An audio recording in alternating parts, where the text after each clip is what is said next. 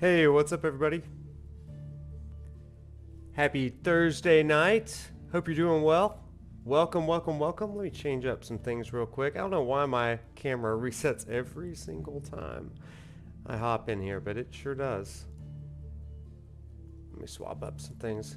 Gotta get that zoom, you know what I'm saying? There we go.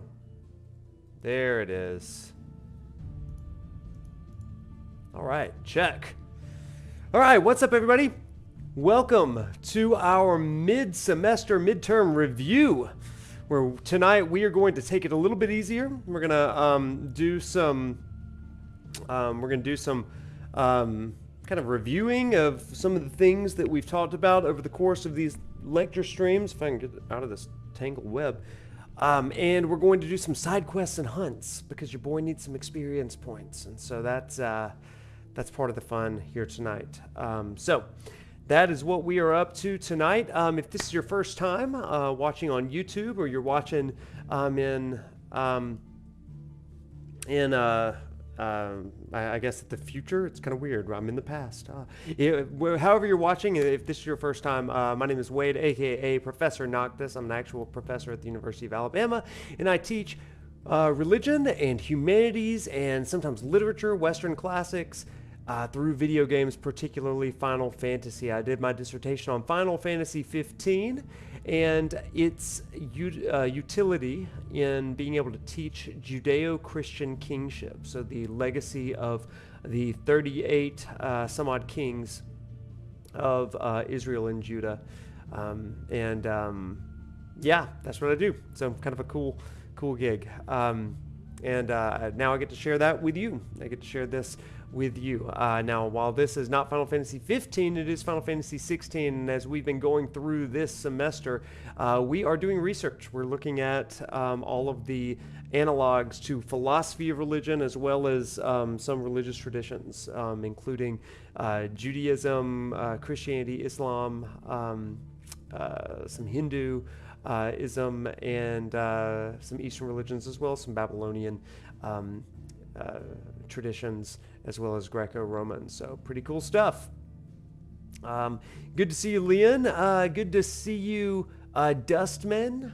Great to see you. You're at work, but you'll be listening in the background. Awesome. Hey, thank you for chiming in during work. Don't get caught or anything. But hopefully we can make your work day pass a little bit more quickly. Wow, we're in midterms already. Isn't that crazy? Yeah, it's kind of bonkers. What's up, some dude? How you doing? How you doing? Good to see you. It's hard to believe that we're kind of halfway through this at this point. In fact, we may be a little bit more than halfway. But we are in midterms at the university that I teach at, and so it's kind of on the brain here. In fact, next week is fall break, and I will be leaving town the second half of the week. But my goal on Tuesday night, by the way, is to get all the way up to the beginning of the Dion stuff. So we're going to get all the way up to when we go over to Twinside. We're going to stop. So that's the goal on Tuesday. But I thought tonight we would just kind of hop in, do a little bit of grinding as far as side quests and hunts were concerned. And then we'll also kind of chat about everything that we've talked about and experienced up to this point. And so if you have missed any of the previous streams, we're going to try to recap each of those to some degree. And if you have questions, this is going to be great. We are going to we're going to have some time for you to ask some questions. Not just about the content that we've covered, but maybe some content that you've just been wondering about. Now, I'm not going to go into spoilers for the second half of the game, but we are getting to a point that some of these spoilers are going to be relevant moving forward. So we're getting there, maybe after fall break next week. That is to say, one quick announcement, we will stream on Tuesday, but we will not stream Thursday next week. I'm going to be out of town, so there's that. University days was one of the best years of your life. Nobody likes Satan High School. Fair, you know. some people had good high school experiences. Some people had struggling ones. Mine was, it's a mixed bag, I guess. I think that middle school was worse for me than high school. That was brutal. Dustman, all good. I'm my own boss. I don't think he'll mind. That's the dream, right? That's good.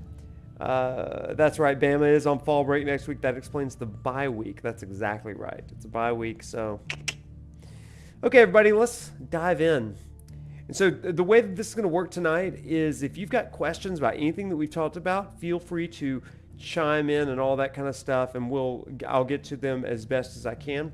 If you want us to revisit a certain part of the game or deep dive on something, then we definitely can. So I'm going to let you lead a little bit of it tonight, but we are going to do a little bit of a traditional review. We are not going there because we don't want to go to the next series of quests. So we're going to go back to the hideaway and collect a bunch of quests. It might make us start this next thing to unlock all the other areas.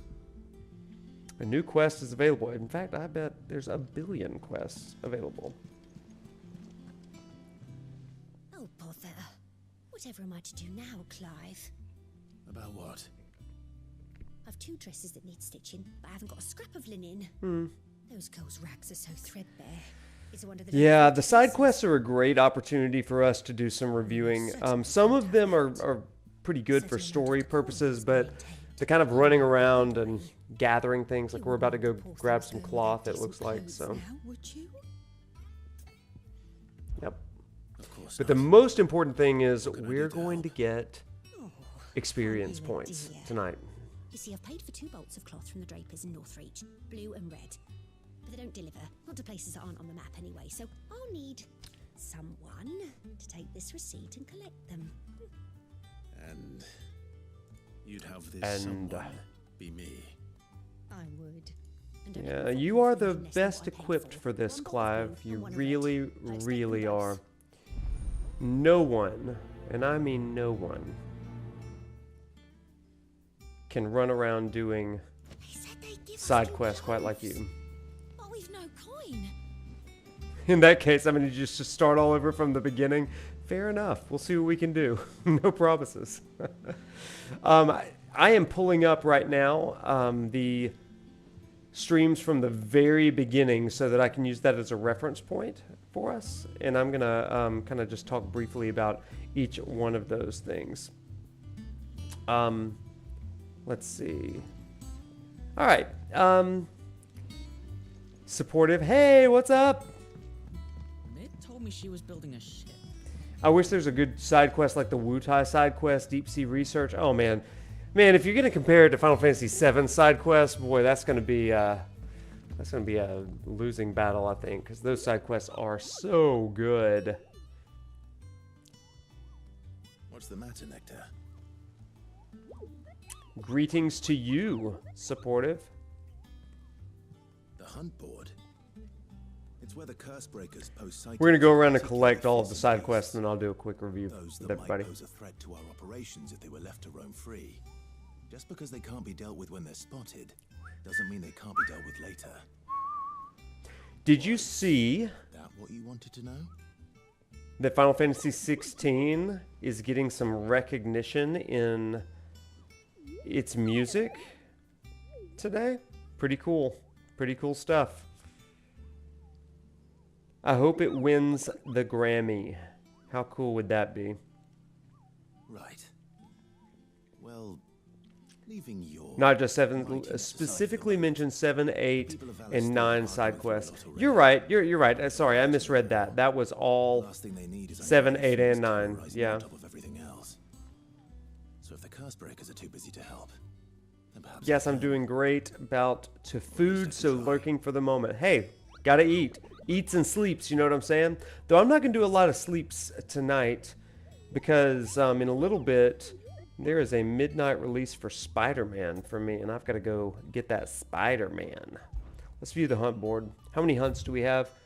So many. Okay. Well, there's a lot of things happening here. Care Norvent, Eastpool, Tomorrow is Friday, baby. That's what we love. Rosaria.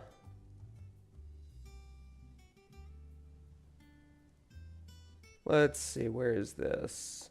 Dalamil to the jaw. Muddy murder. It's Friday for you. Time zones are fun. Okay, we're just gonna go around and figure that out. I don't want to look through all that. Hi, Desiree. Oh, Clive. Hello. Does that mean... Oh, no, that's still me. It's just Karen has her top. Okay, so you just give me all of the things that Is I would everything like, we've please. received and everything promised? Talk of the tea house. You earned this. I sure did. Respect. Here you are. Pillow talk. Ooh, a berserker ring. I already have a berserker ring. I'm a professional lurker. Items exceeding inventory capacity will be discarded. Excuse me? Do I have too many empty shards? No, I already have a rose as a rose equestrian. That's Here fine. you are. Hey! What is up? Dimmy says stuff. Thank you for the follow. Welcome, welcome, welcome. Love it. How you doing tonight, Dimmy? Cleric's medallion. We'll go ahead and take Nice. that. I did earn that. Thank All you. done? How are you doing? Right, Clive. Keeping busy, are you? Me too. This guy's voice. Report our allies sends us brings 100 new headaches. 100 new headaches. I've been doing my best to keep on top of it all. Sending I like anything this guy, further but to his rest, I accent add to is the pretty funny list. sometimes. Whether it's strangers, We're gonna skip through anyone some of with a- this. I want to get to the fighting, so that we can get to Anything the catch your eye? talking. For great justice, and I cannot travel to it at this time. Okay, got it. Let's go collect all these, then we're gonna go and do some questing. Hello, my friend. You have the look of a man with the twins aboard. Professor, I'm behind on my essay. Please don't fail me. Dimmy, you're good. You are okay. Because it's midterms and we're gonna vibe with it, you know? I'm afraid of what happens if I fail. Me too, as a psych degree holder, we love Persona and Carl Jung, yeah. When you die, let's recover. Is it Oh, this is a really pretty good worth one. the risk? You don't need me to answer that. You know full well what we're fighting for. I hope as much as you that one day bearers can walk among others as equals. But until that day, a brand is a burden, and we must lift that burden in order to go undetected. The operation may be dangerous, but it's also essential, and we undergo it willingly. I know. I still wish there was some other way. But griping about my lot helps no one, I suppose. I do like this quest. Do what must Because be they're done. talking about, I know you will. I know I was talking during the beginning of it. They're talking about removing the brand on their faces. To dull the pain. Something I can't do with the infirmary's ammonia supply so low. What few leaves we have would barely be enough for removing a splinter, let alone a brand. He does seem desperate. Just tell me what you need. You'll go. Oh, thank you. No one knows herb lore like Taya, and she swears by ammonia for easing pain. It's simple enough to find if you know where to look. And fortunately for you, I do. Along the river near the village of Amber over in Rosaria. Rosaria. Just search for the bright blue. Did I tell you the first time I played this game, I did not fast travel? So like wherever the hideaway connected, that's where I would start my trek. And I would kill everything along the way. I was really overleveled. Really overleveled. But it kind of built the world a little bit better for me, and I really liked that a lot. This time, though, we're fast traveling. And yet, because of that, we are also kind of underleveled.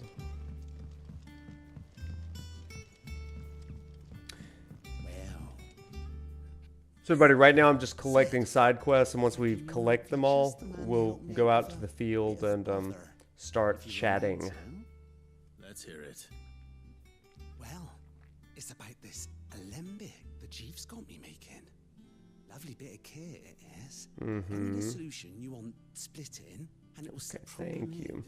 It won't always get. We're gonna kind of skip through some of this. That's all right with y'all. I've been looking for something to fill.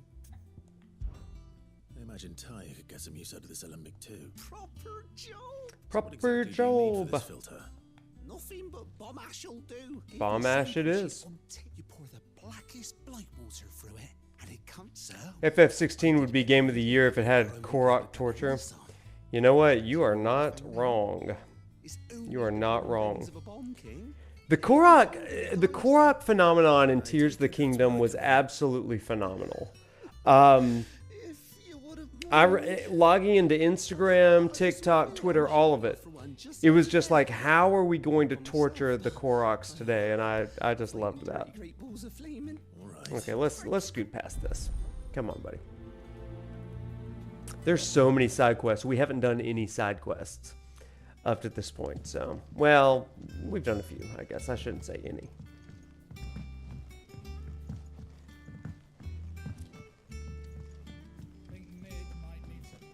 Mid always needs help. Tidying up that workshop.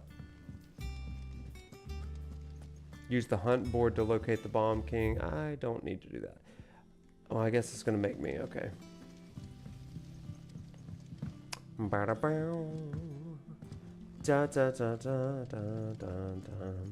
How are you doing?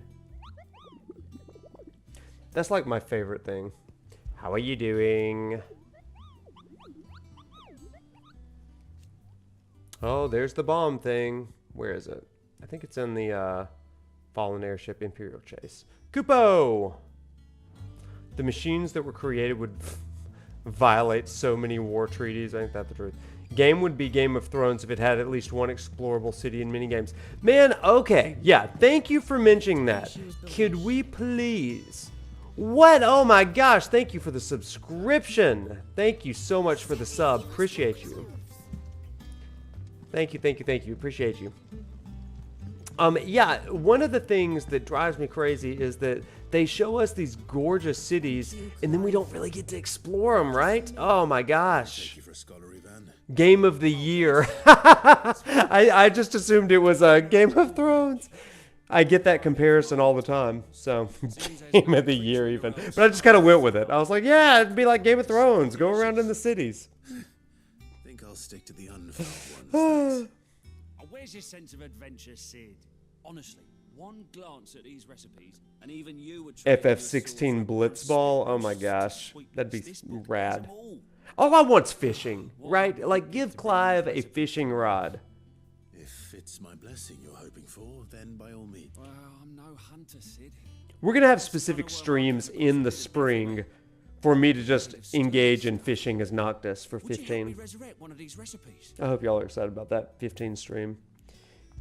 My workout playlist today played some Final Fantasy XV music, and I was like, oh my gosh, this is... Fantastic.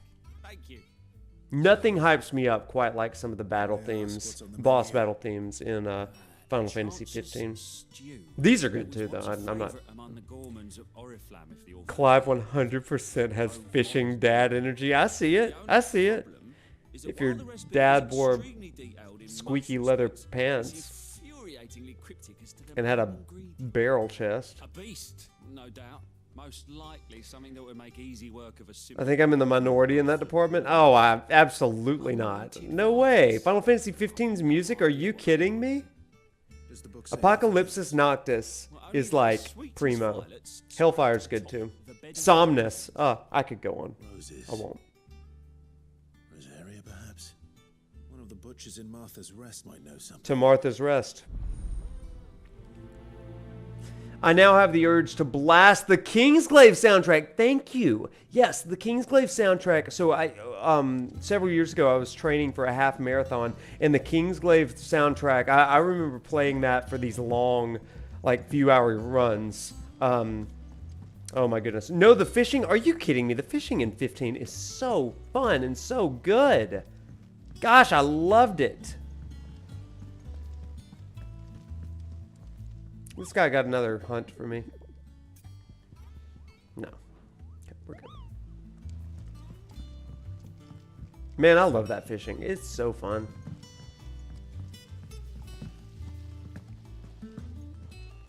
I remember I got the VR fishing, Final Fantasy XV VR fishing, and oh boy, that was so fun. My brother is an actual bass fisherman.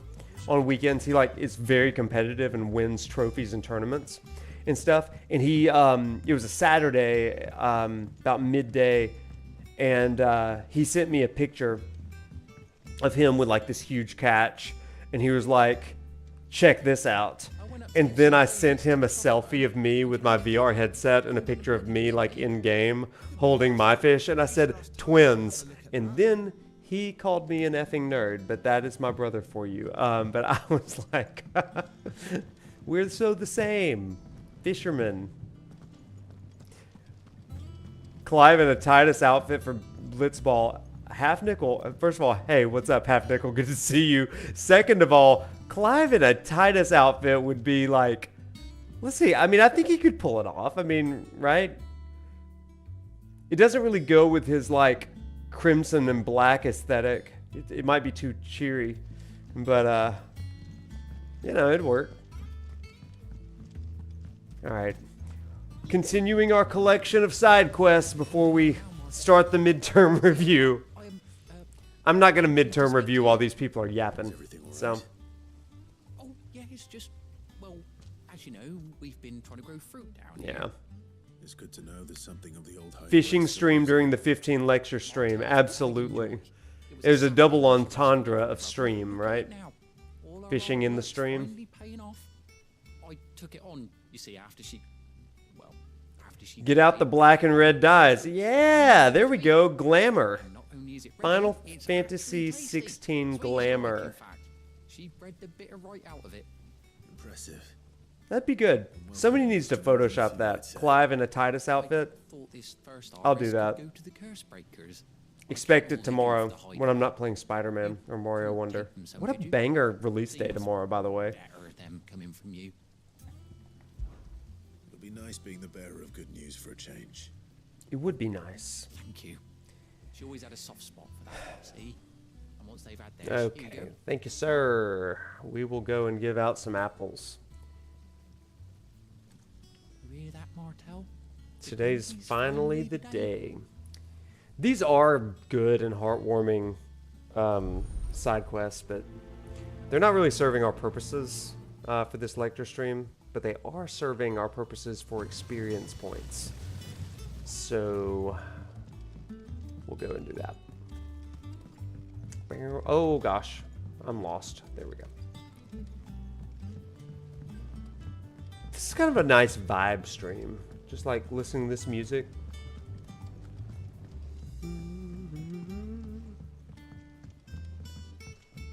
Who do you think, this is kind of a weird question, I guess, but who do you think in all of Final Fantasy has the best fashion and outfit? You've mentioned Final Fantasy 15, Final Fantasy X's outfits. Curious who you think. Something technology versus magic. Logos versus Muthos. Ooh, what do you mean? Is that something you want to talk about? Oh, y'all. It's time for sad blacksmith games. Hopefully it's nothing. Cloud and Drag is the only right answer. Holy smokes. Game releases Friday, kicking Tennessee's butt on Saturday. Heck yeah, Roll Tide. Fabulous weekend all around. It's going to be a good one. It's going to be a good one. You know, here's the thing about being a Roll Tide fan. You know, yep, Karen, we're going to do that. The thing about being a Bama fan is that when we lose to a team, we have 365 days of vengeance and revenge. So Saturday, I think, is going to be a bloodbath for Tennessee. Like, it's going to be pretty gross because they beat us last year. Trouble with the ledgers. And boy, it's tough to beat us twice. Shouldn't you be asking Otto for help? In fact, I believe Coach Saban puts news articles with like things that the players have said about the Bama team,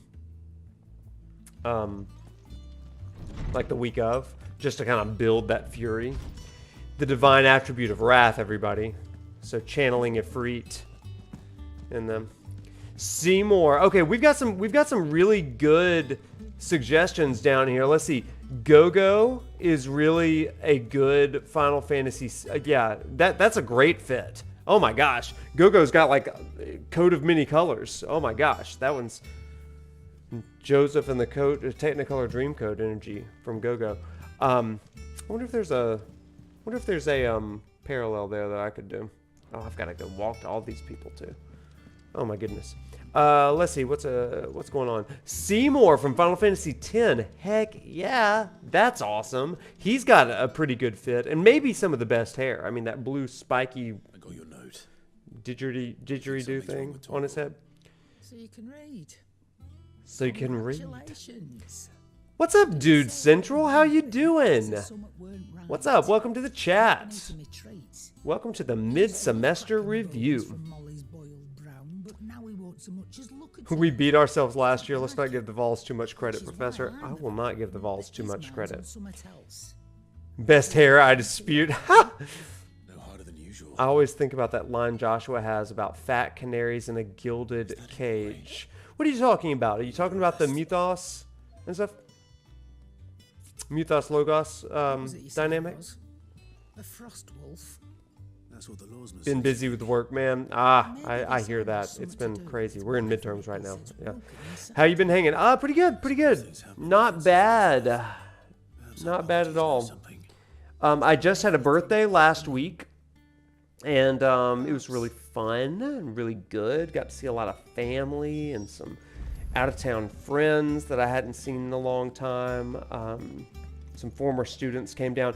It kind of coincided with homecoming, and so that was good. So I got to see some old friends, and that was fun. But the week before that, I had the flu, which was awful. I was sick as a dog. It was terrible. And then I also had a wreck.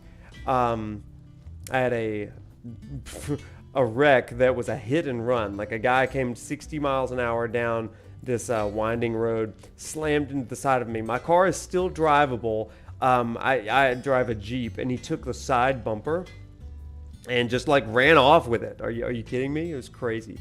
I felt like the last week before my birthday was like a movie, like one of the Final Destination movies, because like I was evading death, both the flu and this car accident and stuff. What was funny though was that the car that hit me was found a day later, like 24 hours later, less than a mile away from where he hit me. So he hit me, he ran. I called the police. The detective couldn't find this car. He looked at cameras and all this kind of stuff. And then a friend of mine said, "Hey, what color car hit you?" I was like, "It was a blue car." They were like, "Is this the one?" So I went there, starting to get sick as a dog. And I called the detective and I was like, "Hey, come on, you gotta come to this place." So we found the car. We didn't find the guy, but we found the car. So anyway, crazy. All right, I hope you're ready for some therapy, because it's time to do some blacksmith therapy, everybody. This is a segment that we like to call Sad and Depressed Time with Blackthorn, the Sad Blacksmith. All right, let's go. Blackthorn. Dude Central, thank you for the sub. What's up? Oh my gosh, thank you. This won't take. It was the Just wanted to. it was the blacksmith therapy that you were like, I'm subbing to this guy. That was the one. Still be doubting your craft, even after. That wasn't a hit and run. It was Clive collecting more parts for mid. Y'all, hey, I posted on my Twitter the picture of my bumper stuck in the guy's like grill of his car. You can go back and look at my images. Keen eye, I'll give him that. It was. He stole the bumper. Cameron showed me something I've never seen before. And that was? A sword. An odd-looking thing with a single-edged blade. The metal itself wasn't anything to write home about, but fuck me. The edge on it. You could slice a man clean in two with a weapon like that, and he'd be halfway home before he even realised he'd been cut. So that's what's troubling you? No. Not troubling me exactly. More distracting. Can't stop thinking, how do you get an edge that sharp? It's driving me mad. And if you knew how to do it, we could arm the curse breakers with even better blades. That's about the size of it, yeah. I'll see what I can find out. Sharper swords are always welcome. And we can't have our master blacksmith being distracted. Or depressed. You're a soft touch, you know that. But I can't say I'm not grateful for it. Good luck, eh? Thank you. Let's see what Karen knows about this sword. See what Karen knows. Here's the thing about the blacksmiths, y'all. Every blacksmith quest that we have in this game is like, something's wrong with Blackthorn. And it's like, oh no. And then you go to him and he's like, guys, I saw a pencil. And it's the best pencil I've ever seen. It writes better than anything I could ever make. I'm going to hang up my hammer. I can't make anything. And then you're like, no, we must find that pencil. And we need to prove to you that you are just as good as that pencil maker. And so you go and you get the pencil or whatever. And it's like, here, Blackthorn, we took this nail off of a griffin. And he's like, okay, I think that I believe again. And he does it. Okay, sorry. I don't know. These blacksmith quests really, like, rile me up.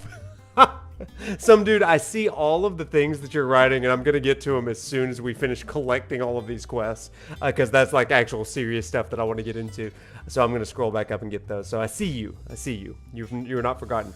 One could say it was the blacksmith or the fact that you lived through every rough and happy moment in life all in the span of a week. It was a Final Destination movie, man. I'm telling you. I refuse to drive behind log trucks for the foreseeable future. We're in Alabama, Professor. Oh, nice. You're in Alabama, too. Okay. I knew you were an Alabama fan, but that's awesome. I expect no less from drivers here. Cool. If neither of those works, is for that healthy-sounding British accent. Oi, governor! Was that British? I think my first one was better. Do they say that? Like, I know that we attribute that, oi, governor, but... I want to know about the sword you showed Blackthorn. Where did that even come from? Oi. And extremely sharp. Running around after him again. You should always refuse. You should always recurse to drive behind a log truck. Refuse, yeah. It's driving him to distraction. See Final Destination 2, if you know, you know. I still, like, I saw Final Destination 2, I was like, I think it was like the first scene, and it's haunted me for years. Every time I see a log truck, I'm like, not today, Satan, you are not getting me with that British Hockney accent, and yes, it still exists, and it's very real. Okay, good, that was legit. Oi, governor. Fine. If you stop Cockney. like that. I'm just reading what I see here, you know. Dhalmekian bloke, collects weapons and the like. And he's I got will never be able to get sex into a with tanning bed because of Final Destination. clients. Oh yeah, like the girl burns alive in the tanning bed in there, right? Thank you, Karen. Oh, I freak out going through a car wash thanks to Final Destination. We've all been scarred by this series of movies, it seems. We can have our own blacksmith therapy. Like, how did Final Destination hurt you? Which one of the Final Destination movies do you lay awake at night fearing? Okay, there's this one, and the counter. Okay, we've almost collected them all, you guys. Thank you for bearing with me. Oh. Over here. Where Sid gets the energy? Where did the Final Destination movie Do you have a wound moment, your sir? childhood? A team of curse breakers has gone missing near Northreach. Which team? Coles. They were Coles. sent to liberate a carriage of bearers before they could be smuggled to 2 and 3 still stuck with you. Yeah, 2 is the one that probably got me the most. Yeah, that's what I'm thinking. Y'all, we've been streaming for 38 minutes, and I know that the first 5 minutes were like starting soon. But that still means 33 minutes have just been going around collecting side quests. Sure, they're fine. But what if I've got them all killed? Before they go out, I always remind them why we're doing this, what they escaped, and what we're freeing people Whoa, from. Final Destination 3 had a choose your own adventure thing on the DVD. That's kind of What cool. risks they might take because of the things That's that I've awesome. I said. saw all these in theaters, so I didn't like ever buy them. Go and find them. When did Final Destination? Yeah, the answer is yes. Fair. Thank you, Sid. And I'm sorry to trouble you with this. The plan was to intercept the slaver somewhere in the Dragon's Eyrie. After watching Final Destination movies, I can no longer be around planes, roller coasters, log trucks, tanning beds, car washes. Guess I just never leave home. That's probably safest, you know? If you don't leave home, well, then the log truck will come to you. Yeah, there's a woman in Alabama, actually, a funny story. I saw this on the news a few years ago, that a meteorite, she was sitting in her house, a meteorite came through her roof and it hit the sofa next to her. And like, she like talks about it all the time. Insanity. So, I mean, not even safe there. Final Destination will come for us all there, apparently. Told me she was building a ship. You gotta be nimble. How insane would it be, by the way, if I'm just sitting here playing this game and a freaking meteorite came through my roof? That'd be wild. Knock on wood. We're gonna hope that doesn't happen. You two look like you could use something to eat. Here. Courtesy of Martel. The Pit of Syringes from Saw 2. Okay, now that's a series of movies that's like, yes, which one of these movies scars you the most? And I think that Pit of Syringes, that will keep you up at night. That's horrifying. Martel. Now, where have I heard that? There's a show called Meteorite Weren't Hunters she the girl from the Furrows? on the Discovery Channel back in 2010. Oh, she was. I have never heard of that show, An odd G. sort, that one. Loved plants more than people. That's interesting. Tony Todd does not forgive. He does not forget. Remember when she ran back into the hideaway to collect them trees when Titan attacked? Well, if that meteorite happens, you have 7 seconds to live. What would you say? Walk tall, my friends. Well, I'll be. Hands down. She'd have been proud. I got to go after my Noctis. So, Walk tall, my friends. You guys, ... are the best. Famous last words. Best. Gosh. Masterful. Final words. Or let's mosey. That's also pretty good, right? Your service. Here's your apples. Craziest story I've ever heard recently was a man in a Home Depot back in 2008 had a bomb squad called on him after he said in a bathroom stall, "Y'all better run, I'm about to blow this place up." I remember that story. I remember it. Oh my gosh, that was too crazy. Like that was insane. Mine would be where the lady had cut off her arm to survive and saw. That was gruesome. I remember that one. Mine is the one where, like, she's in the, like, head thing, like the helmet, and it's gonna, like, lift her jaw up. God, we're gonna get, like, banned on Twitch and YouTube. But, like, it, like, rips her jaw off. That's, like, some gruesome stuff. And, like, that's the sort of thing that sticks with you. Yeah. The video clip, the newscast occasionally shows up on your Instagram, Twitter. Yeah. A reverse bear trap. That's what it's called. Yeah. not so much as yeah. Y'all better run. I'm about to blow this place up. Oh my gosh. Thanks, Sid. That's absolutely insane. I'll see that the others get their share. And give our compliments to the gardener, won't you? We will give all the compliments and all the apples. How are you doing? Clive, did you get my letter? Okay, yeah. I actually do not love this side quest very much. A little. Listen, I've some bad news. So this one, this side quest is about the hideaway being in debt. Because as good-natured as we are, you gotta pay the bills. I thought I had the numbers square. If you get banned, we'd rally behind you to get you back on. Please, thank you. This side quest pays off really well, though. You're right, Lady of the Rings. It does pay off well. So we're gonna do it. Straighten it out, I swear, but it's gonna take some time, and I'm gonna need help keeping it from Otto. How are you doing? There you are. What a surprise. Hideaway's not that big, and he literally stands 10 feet from your desk. Forget to pay our lenders what they're due, and instead of coming straight to me, you get Clive to come to you. In Final Fantasy XVI, which side quest is your favorite? That would be my question to you. Because we're kind of in the experience grind tonight, but which one do you like?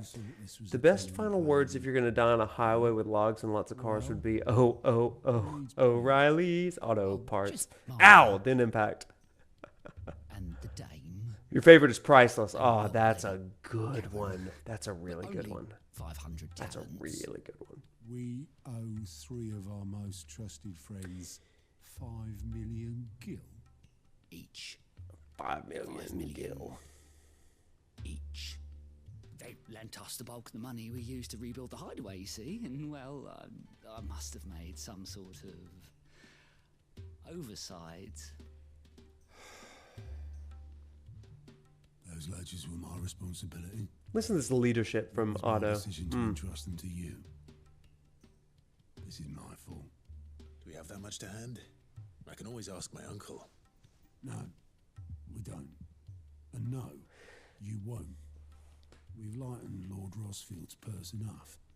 After the king's ransom we had off him, he deserves better than to see our begging bowl. Besides, we'll need to learn to stand on our own if we're going to make this work. All right. Favorite fight in the game? That's a great question. There might be. So up to this point in the story, I mean, I got to go with Titan, right? But Bahamut is on the way. And that one is my favorite for a lot of reasons. In fact, we will be doing the entire Bahamut sweep, like the whole chapter through that fight on October 31st, Halloween, and I will be donning my much anticipated Dion cosplay because it's Halloween. Why not? So it's going to be a good one. Going in your place. Leon, the one with Joshua, that's a great one. Because you'd rather Lady Karen killed. Yeah, it is far off from now. Because I'd rather Lady Karen killed. The side quest where you teach the kids, that's a pretty fun one. That's a good one. I remember standing up for that entire fight. Heck yeah, it is. Bahamut is yours. And the music alone, yes. Ascension, such a great song. Gosh, that's Grammy Award winning right there. Really? Yeah. Both Harpocrates and Vivian's Final Quest, those are really, really good. OMG, I want to see the cosplay, dude. Well, hang on. It's coming in 2 weeks. It's taken a long time for us to get to it. And I've actually been working with one of my students who does this a lot. And so I've like commissioned him to help me with this.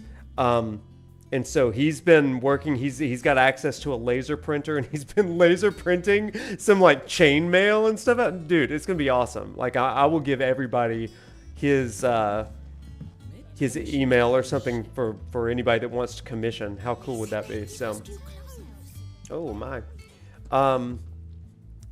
Ascension is a masterpiece. The Final Quests in general are good. The one that sticks with me, I think, is Playthings. That's the one that I always kind of think about. We can actually turn in one quest right now, actually. Where was I when you were a student at Bama? I don't know if I'm the coolest professor ever, but we have a good time, and my students, we do tend to have a good time. Hey, you want to know something that we do? I don't think I've ever really talked about this on stream, but for my Final Fantasy XV class, so this is a class where, and you'll learn more about this when we do the stream in the spring and stuff, but we go through all of these segments of Noctis' ascension story. We go through the trials of his life. We go through the core relationships of his life. We go through his moment of ascending into responsibility, accepting responsibility, and how he delivers justice ultimately. And we talk about each steps of these ascension stories. And this is part of the way that we talk about the kings of Judah and Israel. And I have the students write a reflection journal on each one of those components. What's a trial that they've experienced in their life? What's relationships that they've experienced in their lives that are like Ignis and Prompto and Gladio? And then I do a one about responsibility. Have they ever had a time of taking responsibility? And finally, how are they hoping to bring goodness and justice and balance to the world through their life and future career and stuff. And so one of the cool things that I do, this is actually something cool. So 50 Shades, you made me think of this. At the end of the class, we have a study session. It's totally optional, but it is for bonus points, where they can come over to my house, and I've got a fire pit in my backyard, and we do a final night where I cook them dinner, and we sit around the fire. And I've actually got an actual ring of the Lucii that we pass around, and everybody tells a story, and they bring a photograph that corresponds with one of those essays that they have. And so they show the photograph, and they kind of talk about why and stuff around the fireplace. And it is one of the most meaningful things that we do in that whole class, because it really takes what you do in the game and really takes it to heart. It's awesome. And so like that night comes up in my SOIs, which are my student opinions of instruction, every semester. It's like, the class was awesome. It was really fun, but the final campfire night was the one that I would do. It's so fun. It's so fun. So I'm trying to think of a way that we can have on stream a final campfire sort of thing. And I'm trying to think through that, but it'll be late in the semester, next semester, because I'd love to do that with us. And so trying to think of a way that maybe we could share some pictures and some stories and things like that. It'd be awesome. Wouldn't it be fun? Just like cool for the community to come together for our own. Make it a Discord stream. We could do something like that. It'd be awesome. It'd be a lot of fun. Clearly very fond of Martel. Or even if like people wrote in and like I read the stories and posted had the pictures on the stream. You were one of the good ones, Martel. It'd be awesome, right? We'll think about it. We'll think about it. She put everything into her work. She wasn't going to rest until we had fruit. Oh man, there was a lot of chatting that happened while I told that long story.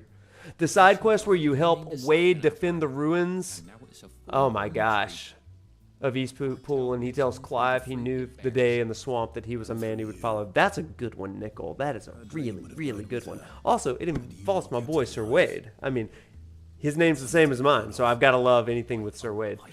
Wonder how long it'll take for Square to slap the entire OST on Spotify. I don't know. I bought it on iTunes, so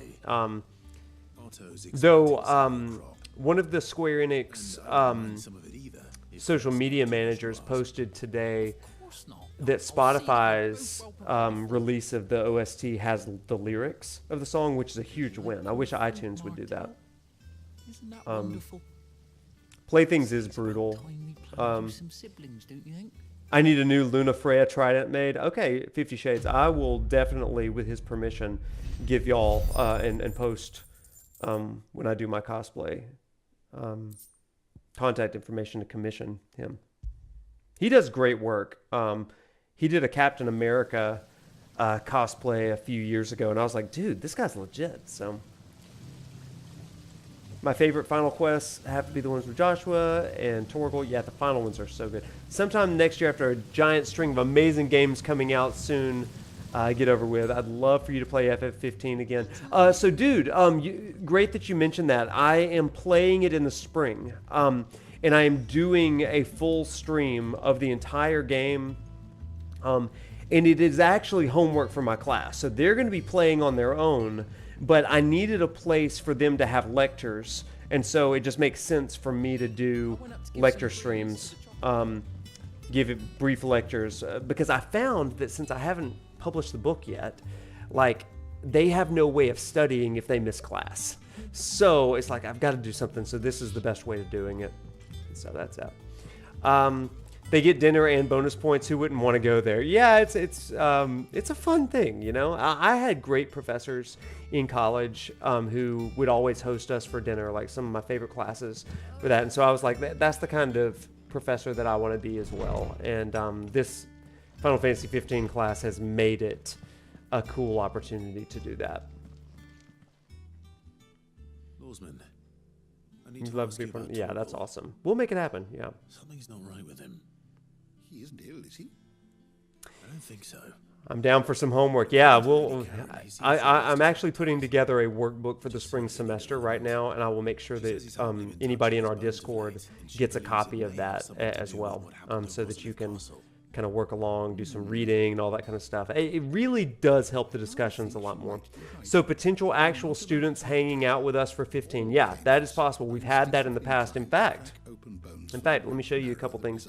If you look right back, where is it?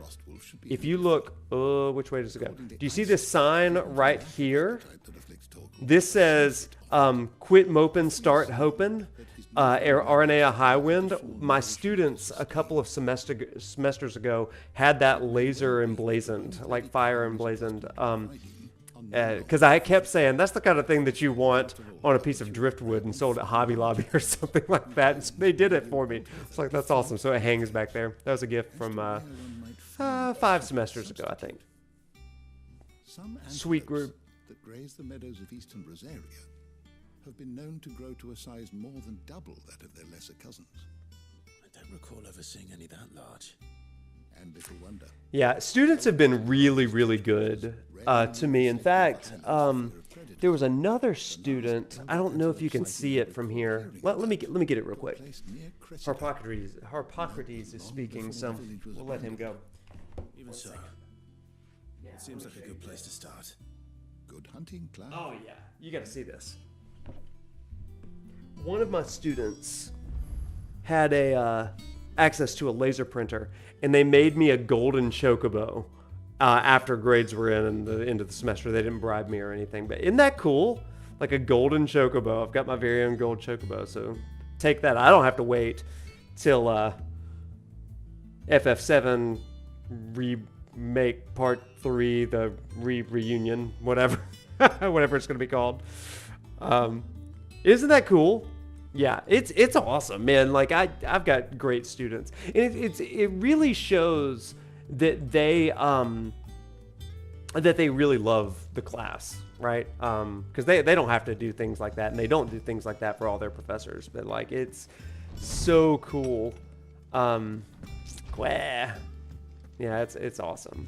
It's awesome. The 15 class homework will finally allow you to lose your lover's journal notebook when it's not a prop and collects dust on the shelf. Heck yeah, love that. Okay, I think that we're ready. I think we're ready to leave the hideaway. We've spent 55 minutes collecting side quests in this godforsaken place. And I think that we still have to we still have to start this, and then we can fast travel out of there. So, okay. Hold on to your hats. We got a brief story moment. So, we're going in, and we're taking off immediately.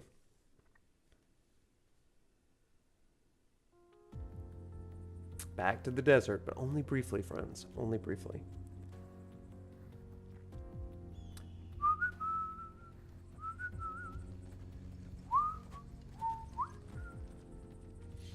Oh, there's old Clanky Clank herself, Jill. Clinkety Clank. Never could sneak up on anybody because she's jangling about with her jewelry. Onward. Onward. Accept the clank. Embrace the clank. We can't do anything but. Better. Thanks to Taya. Listen to her. I'm glad to hear it. And Torgal helped too. There it is. It's such like a high-pitched thing. I swear I don't know how you hear that so much. Listen, it's all I can hear. I even changed her outfit. Do you hear that? It's insane. It's absolutely insane.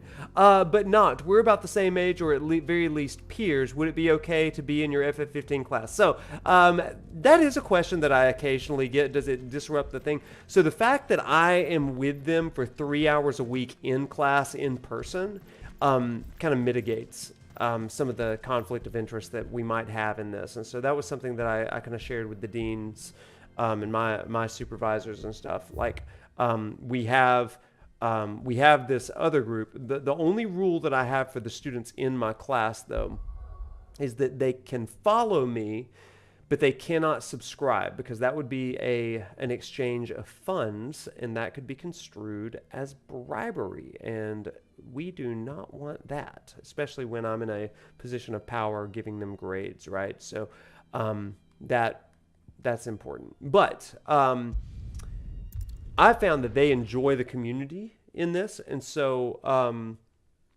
that's a thing that we do. And sometimes in class, I mean, they'll say it's kind of like, somebody that was in the chat said, and it's not a person in the class. I've done that a few times with some other streams. But I will also say, please be on your best behavior, right? I don't want to scare them off or anything. Be kind. Thank you for sticking with us. Those of us who are still here have to look after each Oh, hello. Welcome. I will say, aside from Wedge's cat, Kate Sith, and Red 13, there's no love for cat people in these games as far as sidekick animals go. If you have them. Though I'd gladly For cat people, trying to think. As far as sidekick animals go. Looking for scorpion tails. Is that true? I'm trying to think. Used to call them back in the day. They turn a wicked purple when you boil them up. Then I'll have to unsubscribe in YouTube and Twitch. Nothing else on offer. There was a war thing.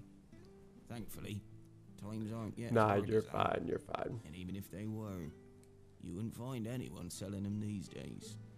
Do the scorpions still live? But at least I will buy it at 15 again. I sold my launch version because of plot reasons. Well, get that Royal Edition. And I promise you, you will feel differently. You may not love it, but you will appreciate it differently at the end of this class. So I look forward to it. But tonight, we are in Final Fantasy XVI, and we finally, thank God, finished all of the collection of side quests.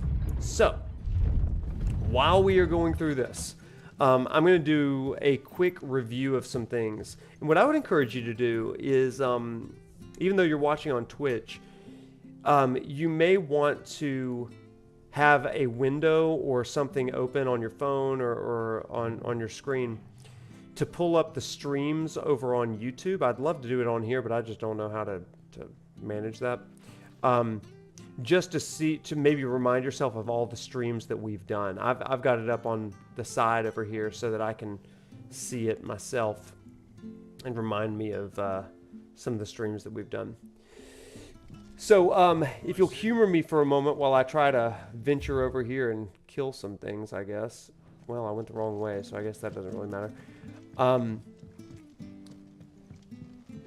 going to do just a quick remembrance of some of these things that we've talked about. So the basic premise of our lectures in Final Fantasy XVI is centered on those of us who are still here. A remembrance ceremony, if you will. Our basic premise of this game has been, this is a game whose themes convey a lot regarding the... Oh, I need to go inside Martha's Rest. Convey a lot of the philosophy of religion, the philosophy of spirituality, the philosophy of any kind of myth or mythos as it is. Listen to Martha real quick. I wasn't expecting to be here, but it seems we still owe you. Oh yeah, we're repaying our debts. So with this, having this story that focuses so much on the power of story, the power of myth, and the power of belief, of what happens when people put their faith in these stories, and it kind of channels them. That has been kind of the lens through which we've been playing this game. Now, there's one key way that we've really been talking about this. It is in the ideas of dominance and icons. So, just like I would do in one of my classes. I know they're talking right now. Sorry about that. Let's just move past this. Sid may have been the face of the hideaway, but Otto's always been the back. And when Sid passed away, we were all worried that would be the end of it. that Otto would just give up. His death was hard on everyone.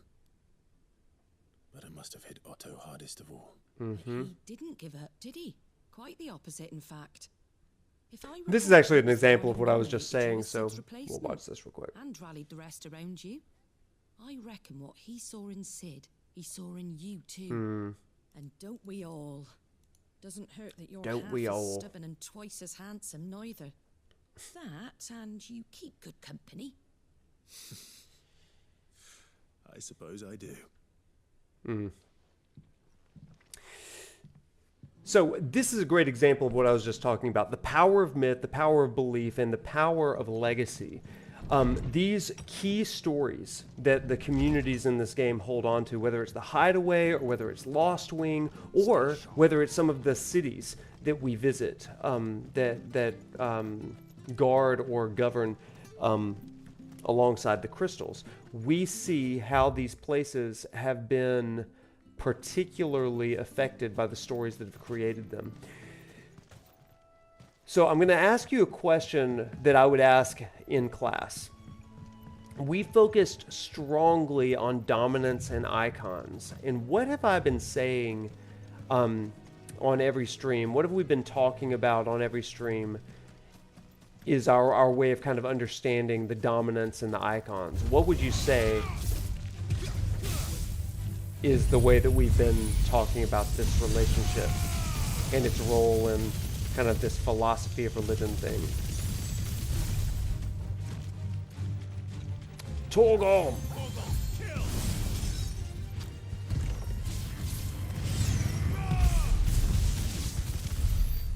Okay, let's go.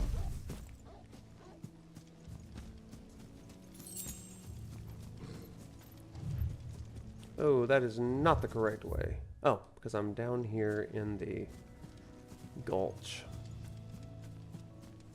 Each icon, okay, some dude, each icon represents a specific attribute of the divine, and human will channels those attributes differently. Yeah, that's exactly right. We have been talking about largely how each icon represented in this game is a specific attribute of the divine, and we see those attributes in many of world religions that exist out there. So we've talked about some classic traits like the control of the divine. We talked about that with Garuda. In fact, with each of these, why don't y'all try to take a shot? Oh, level up. Why don't you take a shot at assessing which attribute goes along with which icon?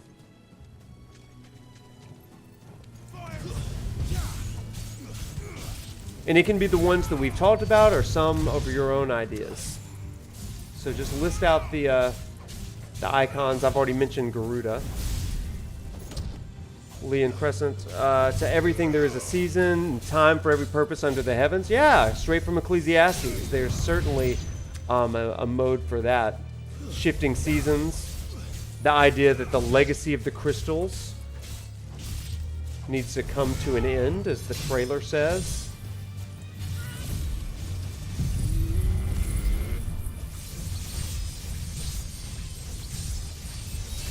Did I miss the good stuff? Well, we have been all over the place, Hovind. But we are in the midst of a quick review of some of our studies. Okay, let's go this way. We are not even going to attempt that. I'm so underleveled for that right now. Ooh, well, the one I'm really confident in is Odin represents the notion of being a supreme being or the ultimate authority beyond reproach. Oh, man, I cannot wait till we get to Odin. So we haven't really talked too much about Odin at this point, but once we get to that chapter, boy, oh boy, that's going to be a fun one to talk about. I can't wait.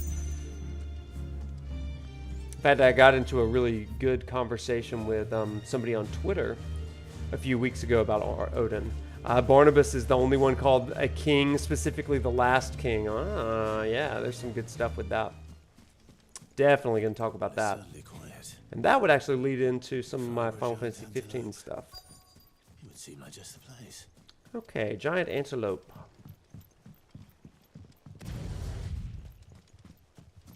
That's a big antelope. Bigger than Hungry Torgal?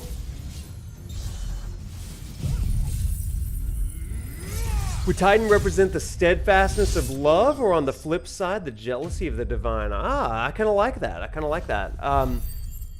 So we kind of talked about, I think that you could make an argument of that. Why don't you say a little bit more about that? What do you mean? How do you get there? And then we can talk a little bit about what we said on stream a couple times ago. That's an interesting angle, though.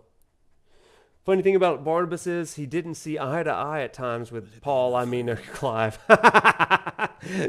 Oh, man. Oh, we gave Clive a antelope bone. I say that answers my question. Or we gave Torgal, excuse me. The lawsmen are things. You're just a big puppy, aren't you? You're just a big puppy, aren't you? Very big puppy. Very big puppy. You do know you can take that with you, Torgal. Mythos. Mythos. Whoa! Thanks for the follow, Jamestown. What's up? Thank you for the follow. Appreciate you. Ba ba ba ba ba ba ba ba da. Pathos begets mythos.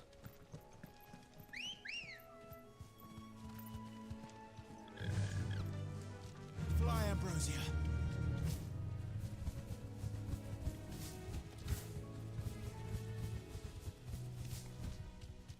All right, so I'll kind of share with you some of the things that we've talked about as far as all of the icons and dominance that we've already discussed, just as a reminder. Now, this is not to say that this is the definitive thing. This is just the way that I see it, okay?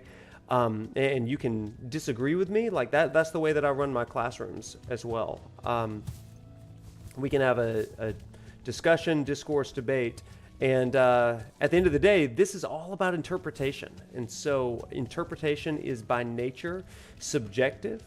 And what we're trying to do is find meaning, something that's kind of meaningful, and why these characters and stories kind of hold weight for us. And so, oh gosh, that's the wrong way. So, Nickel, you say his whole deal was his faithfulness toward Benedicta, someone who was not faithful to him at all. And when he sees someone taking her away, his jealousy is stoked. Now, that's really good. That's good stuff. And then, oh man, I'm going the wrong way again. I get so turned around, probably because I'm reading the chat, but I'd rather read the chat than not.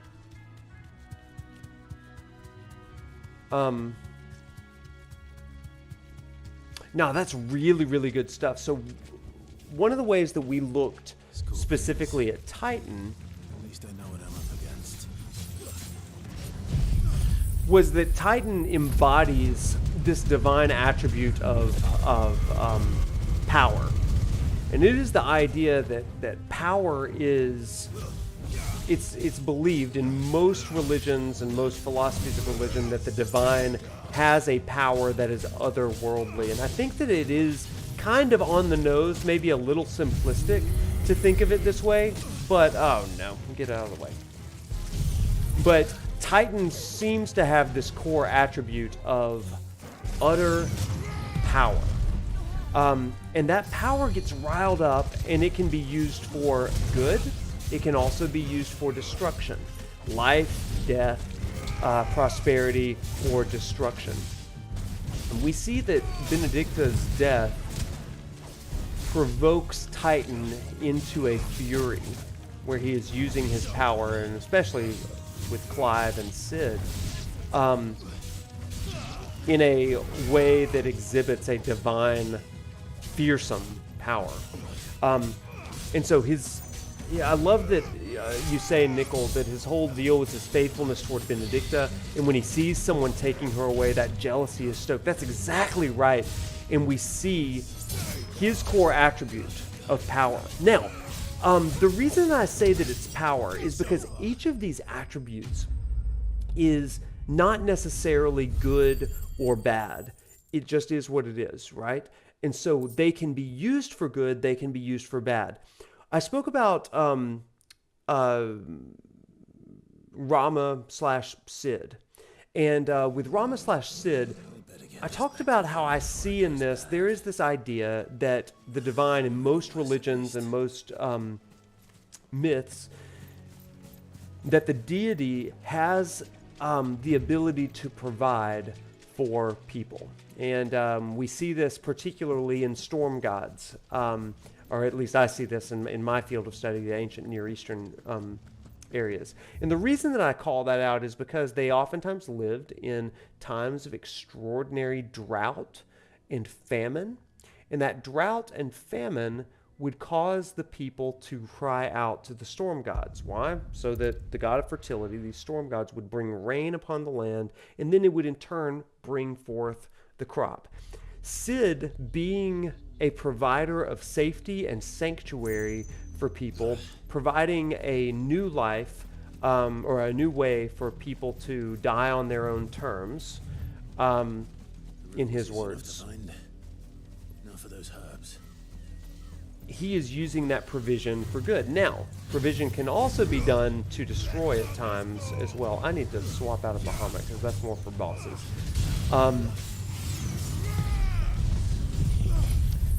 So with Sid Rama, we've got this attribute of divine provision, where he is offering the powers of the storm god to bring provision for those that cannot provide for themselves, and also sanctuary for the oppressed, which I think is really, really good.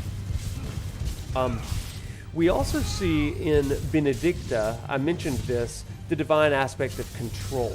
If you follow the story of Garuda, both in Hindu myths, Eastern tales, as well as in these games, we have a god whose power is able to, in some ways, control the winds, control a number of things. And I also think that it's interesting that her movements for Clive are embodied in this claw, grasping. It also is interesting because Benedicta herself, as this channel of the divine Garuda, she is so often out of control, subservient to the whims of Barnabas and even good-natured Sid.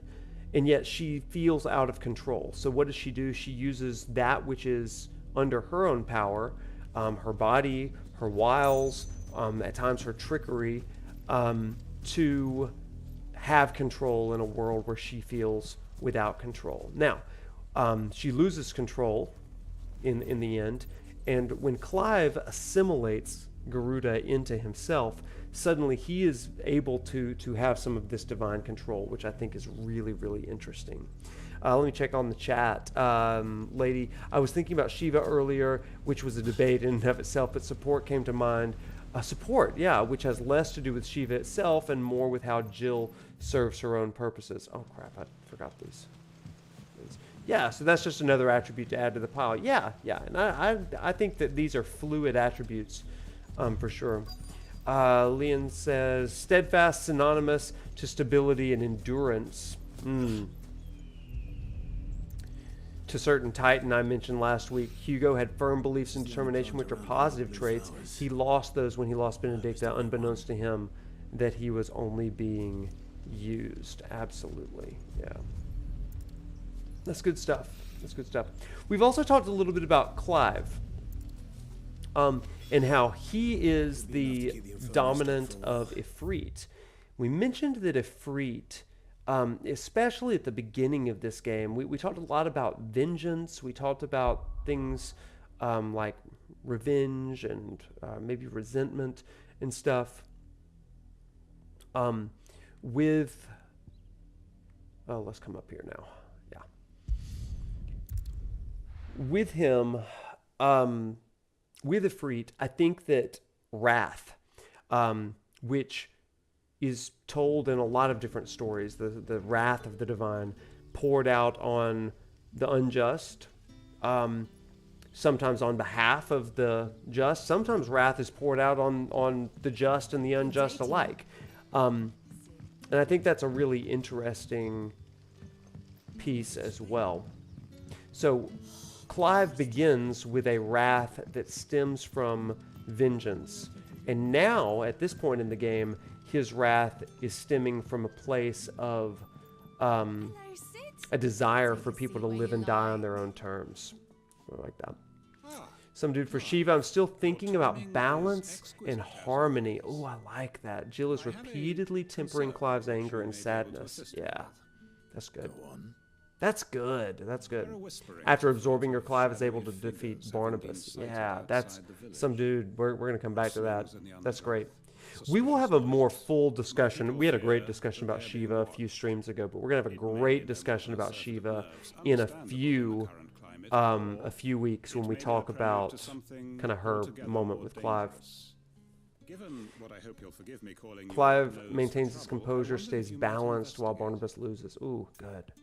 On your note of attributes being neither good nor evil, we see Hugo using the attribute in a negative way. Love consumed by jealousy ultimately leads to downfall and destruction. But when Clive obtains that power, he uses the power to defend. The majority of his Titan skills are based on defending. A steadfast love can be compared to a shield. No, that's great. That's so good, Nicole. Yeah. Benedicta is control. She controls Hugo, which he has attributes on endurance and determination. Yeah. When he lost Benedicta, Sleipnir perverted that determination. He is determined to kill Sid and Clive, thus lost his stability, lost the Titan, or in this case, Atlas attribute of being steady. Yeah, that's where we get Titan lost. That's great. This is good stuff, right? Really, really good stuff. As to what it was, there's only one way to find out. That's awesome. So, like, if we were to take a bunch of different... Oh, I've got to run all over the place here. If we were to take a bunch of different attributes, we're talking about attributes like... Is there a guy in here? No, I gotta go back. We're talking about attributes like control, power, balance, or harmony. I like that. You might also say peace. That's a divine attribute that some gods convey. We can also talk about holiness. We haven't really talked about that one yet, and I think that's one that may warrant some discussion in the future. Righteousness, justice. That's some good stuff. You can see a nice parallel between Hugo and Benedicta and Clive and Jill. A destructive versus a healthy relationship. Yeah, some dude. That's great. That's great. And I want to remind you of what we talked about with Deuteronomy chapter 30. I think this is a really iconic moment, and it really shows an evolution of ancient Near Eastern culture in a lot of ways, where the gods and all of their attributes that are embodied in the, quote, image of God, which, by the way, is called the icon, right? The image of God in humanity in ancient Near Eastern culture is known as the icon of God, E-I-K-O-N. That's actually where they get this word. It's the understanding of the divine traits branded on humanity. And I think it's one of the coolest things that this game does. In Deuteronomy chapter 30, Moses says to the people, "Today, the word of God is near you. It's in your heart and in your mouth," which both would be corresponding to various understandings of the divine image, that there's a heart for feeling and a mouth for speaking life. And Moses says, the word of God is near you. And then he says, so choose today what you will do. I've set before you life and death, prosperity and destruction. So choose life that you may live. And so the idea behind this is you have the divine attributes, and some of the attributes are what we've talked about. You have the ability to provide like the divine, to control things like the divine, to co-create, to have wrath, to prove justice, to have love and mercy, compassion. But it is in your hands, in your will, to choose what you do with it. Will you control for life, or will you control for death? Will you provide for life, or will you provide and dole out death? Will you offer wrath so that life can be preserved? And you see what I'm doing here, right?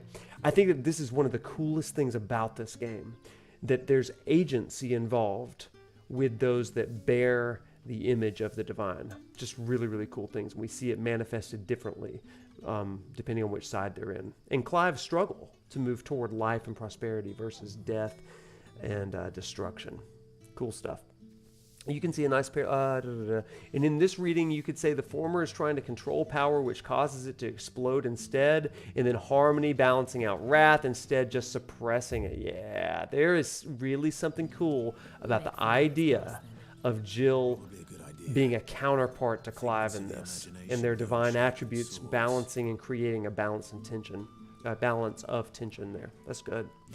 I don't doubt Jill is loving and caring, especially romantic to Clive, but during her arc with the Iron Kingdom, Shiva is still a deity of destruction. I will argue on that. Yeah, and I'm not saying that destruction...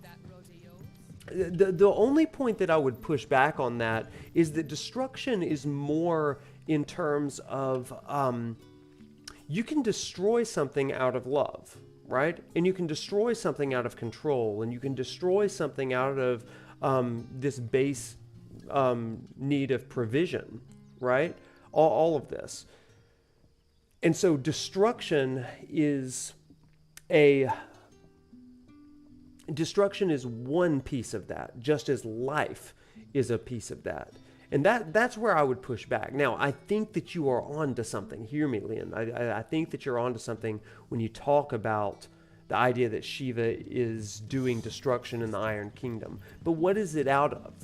Well, it's out of, I think, this desire for love and mercy for those that were like her, right? And in fact, she destroys others out of a coercion of her, in my opinion, core attribute of love. It's like, if you don't destroy, we're going to kill these people over here. And so she reluctantly destroys on behalf of the Iron Kingdom, and then it comes back. And I think that's really, really something. Yeah, and I think that's, Nickel, I think that's exactly what I'm trying to say here. So I don't think that it's exactly that, because I was in a discussion with somebody on Twitter, which is a terrible place for discourse, but nonetheless, regarding the actual understanding of Shiva in Hinduism. And Shiva in these games shares the name, but not necessarily all of the attributes of that particular god. While Shiva in Hinduism, first of all, is a man, secondly, is this god of destruction, which is part of a 3-part cycle for them. This version of Shiva has incredible, terrifying power of destruction, but it's held in many ways and directed by an incredibly sincere love, which I think is interesting. So, but again, I think that we're all just kind of like gravitating around maybe the core of this. A half nickel, you say we don't know how to write. Yoshi P said we don't know how to write a love story. He is a liar, man. He wrote a great love story, just a banger love story.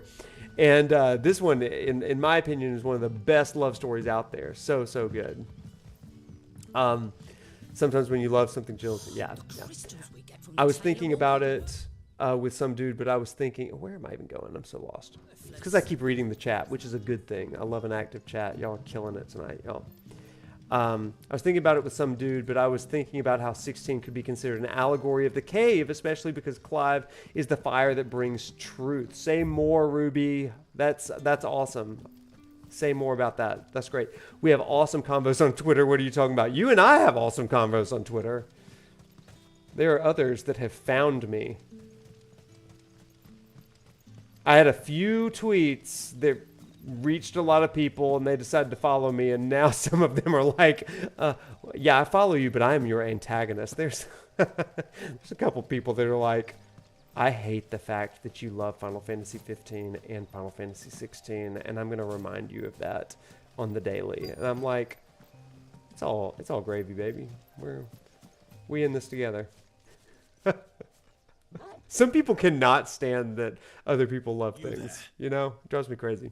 I'm all for critique. I am not for let's quench someone else's love for something.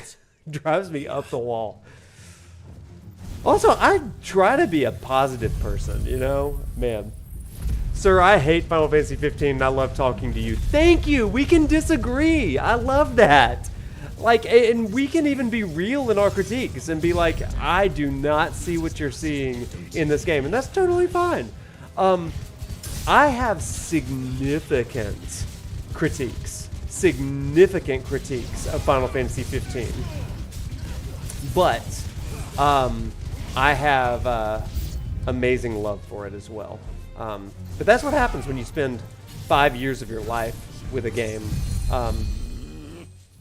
What is happening? Oh, man. When you spend 5 years of your life writing a dissertation on a game, I mean, it's like you play it all the time, doing all this stuff. David Vincent told you to follow me? Oh, man, I got to thank that guy. David is awesome. I got to meet him in LA for the Final Fantasy XVI launch event. He is so cool. He has been one of my favorite follows. We spent a good deal of time just kind of chatting at this party that we were both at. Gosh, it was so fun. It was so fun. Schrodinger actually introduced us, and it was like, man, I had never even heard of David before that night. And then, you know what's funny? He's actually the guy. Oh gosh, I'm about to die. Whew! I was too busy chatting. That's what happens, chat.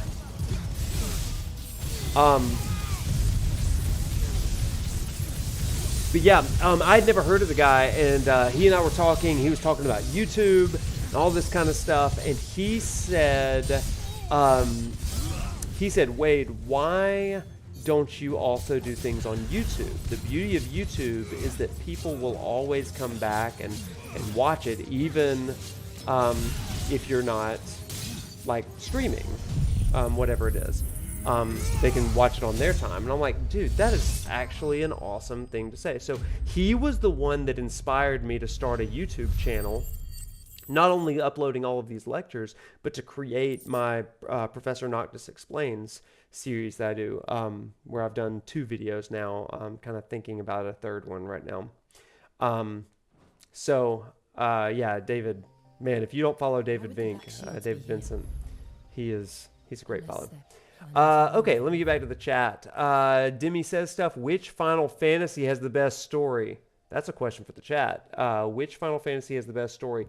I probably have to go with the one that I wrote the dissertation on, but I know, and I'm reading ahead in the chat, some of you are going to need some convincing of that, and I'm going to do my best next semester. So you're going to appreciate the story even if you don't think it's the best. I guarantee you that. That is the Professor Noctis guarantee to you. Good day to you.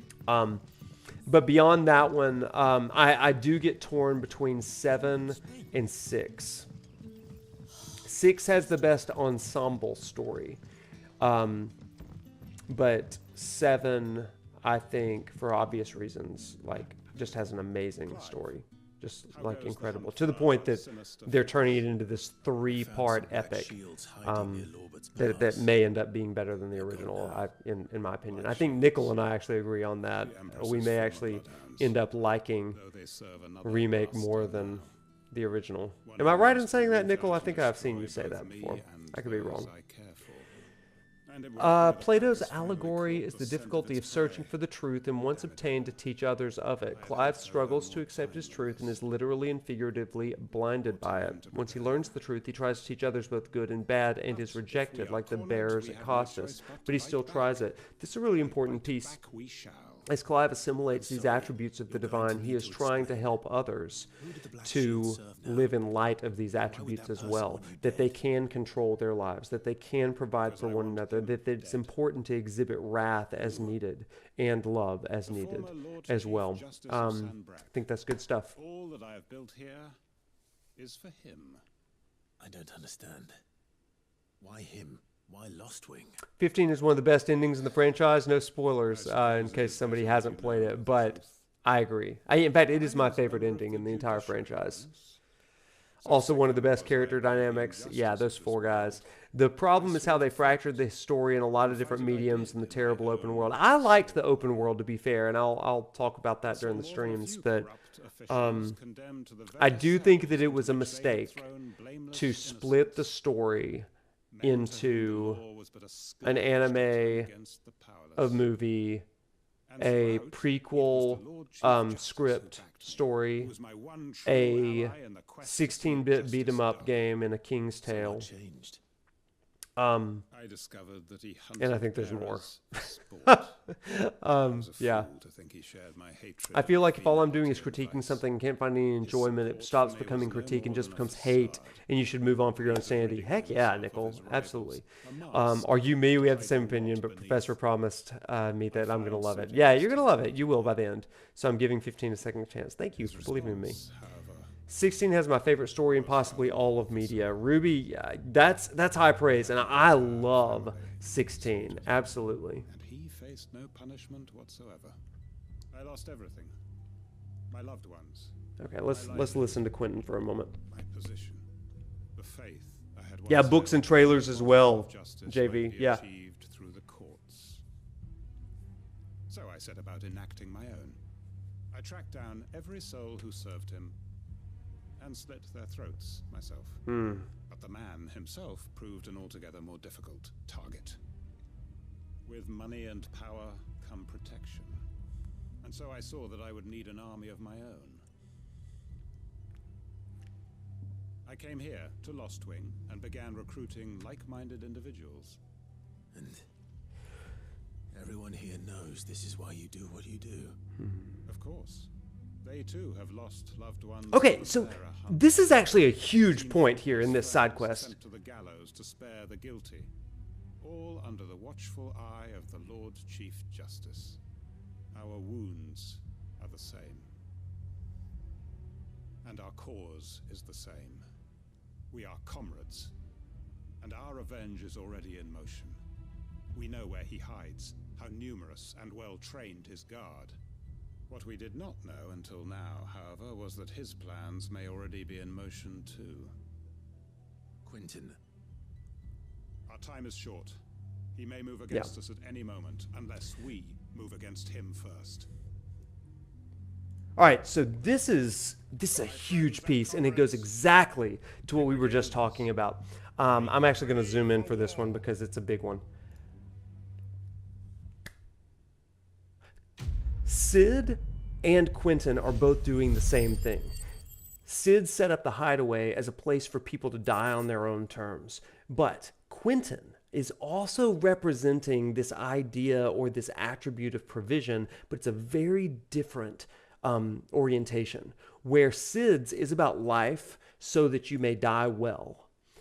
Quentin's is about we're going to provide a place so that we can get the revenge that is needed. You see the difference here. And it goes back to that Deuteronomy 30 thing of choose life or death. I've said before you, life and prosperity, death and destruction. So which will you choose to use this divine attribute or the image of God as? And I think that is absolutely incredible stuff here, right? You get Quentin and Sid diametrically, like oppositional understandings of the same idea. Somebody once asked me, how could you say that provision is ever a shadow, or not even a shadow, but like how could it be how is there a dark side of provision? I think that this is it. If the goal isn't to provide life, but it is to provide killing and death and revenge, well, what happens at the end of your life then? I mean, are you satisfied at that point? We'll continue following this story. So anyway, I think that's really interesting. Just hit me. Side quests of 16 are so good. This is my background talking, but Quentin does give Old Testament judge and prophet vibes. Yeah, it does. Big time. And we will talk about that a lot more too. Let's lean back into this. Not going to change his mind. Not going to change his mind. You're right. Okay, let me go back to the chat. 14, you would say 14, but 14 is a different beast. Yeah, how long have you played 14, Nickel? I played 14 from the first day that it arrived on PlayStation 3. And so that 10-year journey for me was absolutely incredible. And the culmination of Endwalker, that is one of the best stories that's out there. Now, I think that it does have some of the MMO-ness that 16 struggles with as well. But That is an absolutely incredible thing. This is such a pretty area. Oh my gosh, can we just enjoy the sky while we still have it? It's so nice. Oh yeah, I just played the OG FF7 this year and already leaned into 7R being better. Yeah, and that is, I'm in full agreement with that. So I played Final Fantasy VII on my 14th birthday back in 1997. So you can do the math of how old I am. But to me, so FF7 is one of my all-time favorite games. First of all, I should say that. How far does this go up there? Yeah. One of my all-time favorite games. I have played it at least once a year for the last, how many years is that? 30 years almost? 30 years? I absolutely love it. 7R, I believe, oh, there they are. 7R, I believe, once it's all said and done, is going to be, and I've said this on Twitter to much anger, I think it's going to be the definitive version of this compilation. Truly. Just about. Sid, if you don't mind me asking, what are you doing here? Doris sent me to find you. That's why the side quests are so good. It's a shame that some people didn't have the patience to do them. Yeah, JV, the side quests are good in world building. Hideaway should have learned of our survival yesterday. And some of them are really, really powerful. Others are like, oh, that's a neat like cameo sort of thing. But yeah, I give the side quests of this game, all said and done, probably like a B or a B+. And I think that I did that in my side quest video as well, for some very specific reasons and metrics. Now where's the carriage? 10 years. The Hanged Man badge also has some death and destruction judgment in it. Injured. I'll handle the rest. All right. Just follow the path JV, that's a good yourself. idea. The 2D HD version of the 14th story. And please, hurry. 7, 8, and 9 are like the Lord of the Rings trilogy for you. I just can't choose. Oh man, they're all good. I would probably go 7, 8, 9 in that order because I love 8 personally. 8 for me, like I loved 7. I loved it for the story. I loved it because I was a 14-year-old boy trying to figure out who I was and all that kind of stuff. And Cloud's journey really mirrored mine in a lot of ways. And just as an adolescent kid trying to figure life out. But 8's story and 8's cinematics blew me away. And the music, gosh, I love the music in 8. So stinking good. I don't think that anything is really as iconic as, like, say, Aerith's theme or Those Who Fight and all that stuff. But, gosh, 8 has amazing music. Amazing music.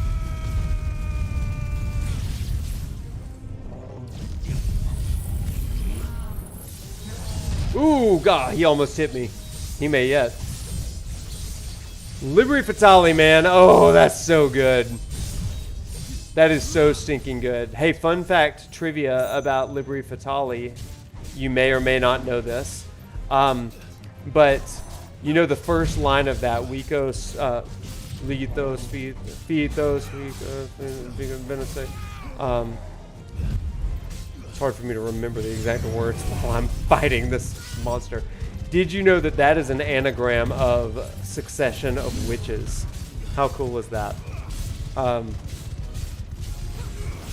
Fethos, Lusek, Lithos, Vinosek. Yeah.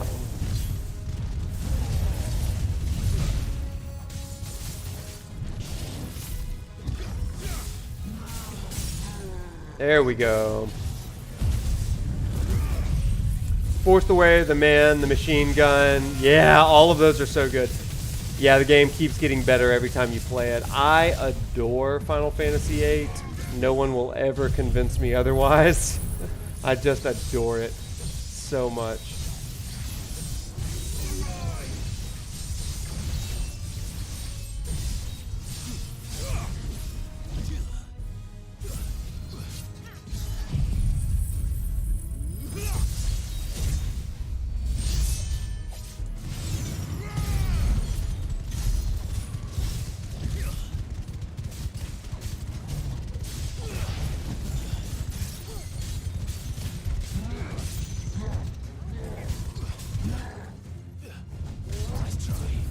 Nice try.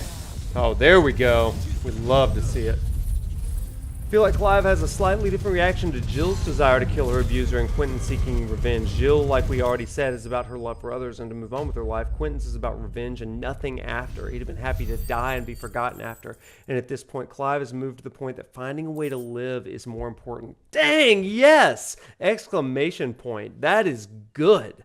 That is really, really good. And I think that that's exactly the reason why he has a different perspective there. He's able to sense that out. Clive also knows that revenge for revenge's sake is empty. Yes, because he learned that. Because if he's the dominant of wrath, he's learning to control that wrath, and that revenge is not the end-all, be-all goal of wrath. I think that that's, whew, y'all are on it. I love having y'all in class. Y'all are so good.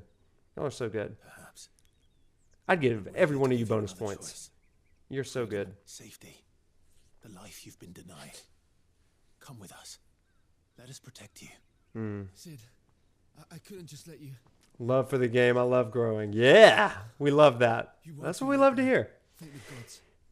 This man risked his life to save I don't know. yours, Sometimes to give you a second chance. Sometimes, yeah, a game is just a game, but when you can feel some sort of resonance with the story of the game, and it kind of helps you think about and process things, I think it's beautiful. We've had people in chat that have talked about how this game, and I've had people DM me actually saying that some of our discussions and conversations are about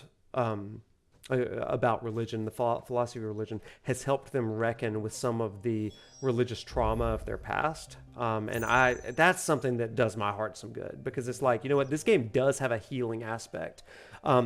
I work with students every single day in my religious studies courses and also in religious life, because I participate in that at the university as well.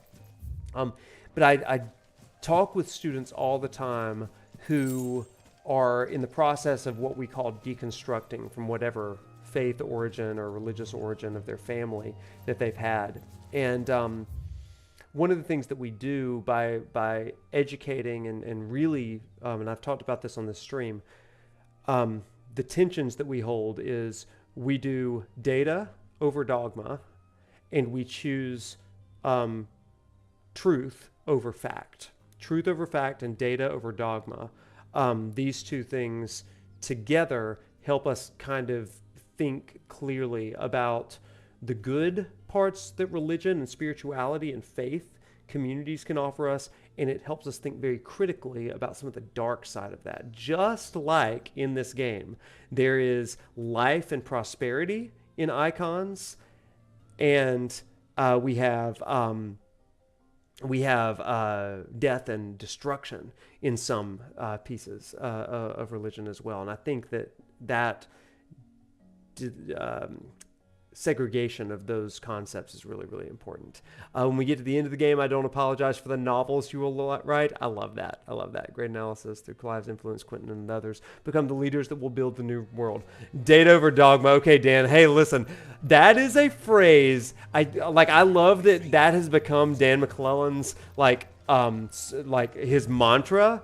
But I'm going to tell you right now, they teach you that in grad school programs. They do. So he didn't come up with that. He did not come up with that. Like, I appreciate him, but like, I remember sitting at Emory University and they were saying, you all come from places of dogma. We're going to teach you data. And this is not to upend your faith, but it is going to in some ways. And choosing data over dogma and truth is greater than fact. Those two things I hold in tension.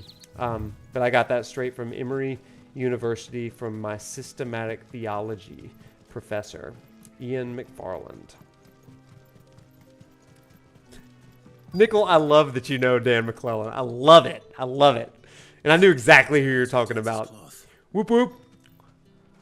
Hoven, representing Emory University right now. Might I interest you in some swansdown? Perhaps some seersucker or herringbone? Just some linen. Two boats. I thought Dan was in here for a sec. No. That'd be funny, but no. That'd be hilarious. Oh my gosh. He'd be like, why are you playing this video game? Like, we should be talking about Karen Armstrong, Case for God. On the road these past few days. Riza Aslan, God. She always thinks it's bandits. These are authors. Sorry, folks. So I assume the caravan. If this were an actual class, those would be the texts that I would choose for us all to read together. Wait, you aren't thinking of... Going to find it. That's exactly what I'm thinking. Oh, well then, be safe. Be safe, be safe. Oh, we have more side quests up here and down here, so let's go do those real quick.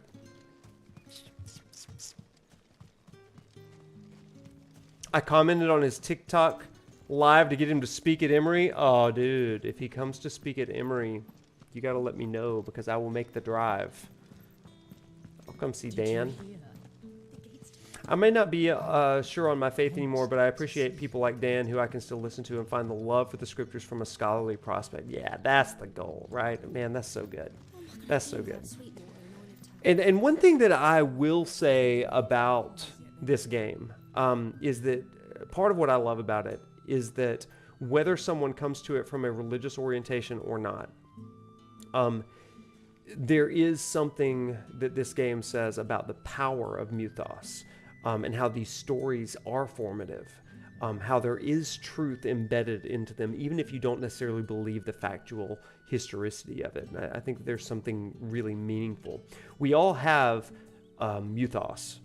Sometimes that mythos is family, sometimes it is religious, sometimes it is community, but we have mythos that inform our actions, and that is the last half of this game. That's what we will absolutely talk about. Hey, Isabel. Milady. Milady. Wearing gifts. Gifts? Whatever is the occasion. He said he just needs the invite. Heck yeah, Hoban. I need... maybe I'll get him at the University of Alabama. That would blow my mind. Oh my gosh, I'd freak out if he came to Bama. Clive, you really have outdone yourself.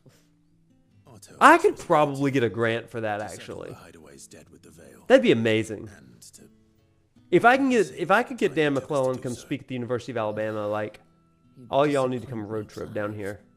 I thought you might finally be warming to me. Tell Otto he can keep his baubles. Tell Otto he can keep his baubles. The man owes me nothing, nor does the I see Streamlabs is really hyping my videos. If you haven't seen my videos, there's the links. You once told me Sid did you a kindness.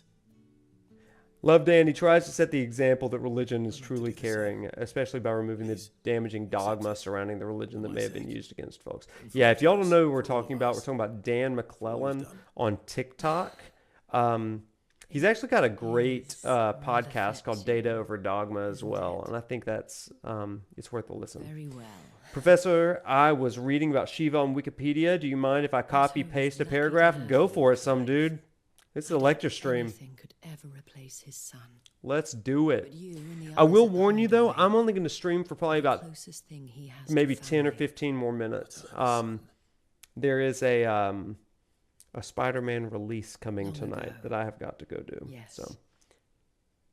Sid told me Ooh, what do we got? What do we got? And blamed himself for not being able to stop it.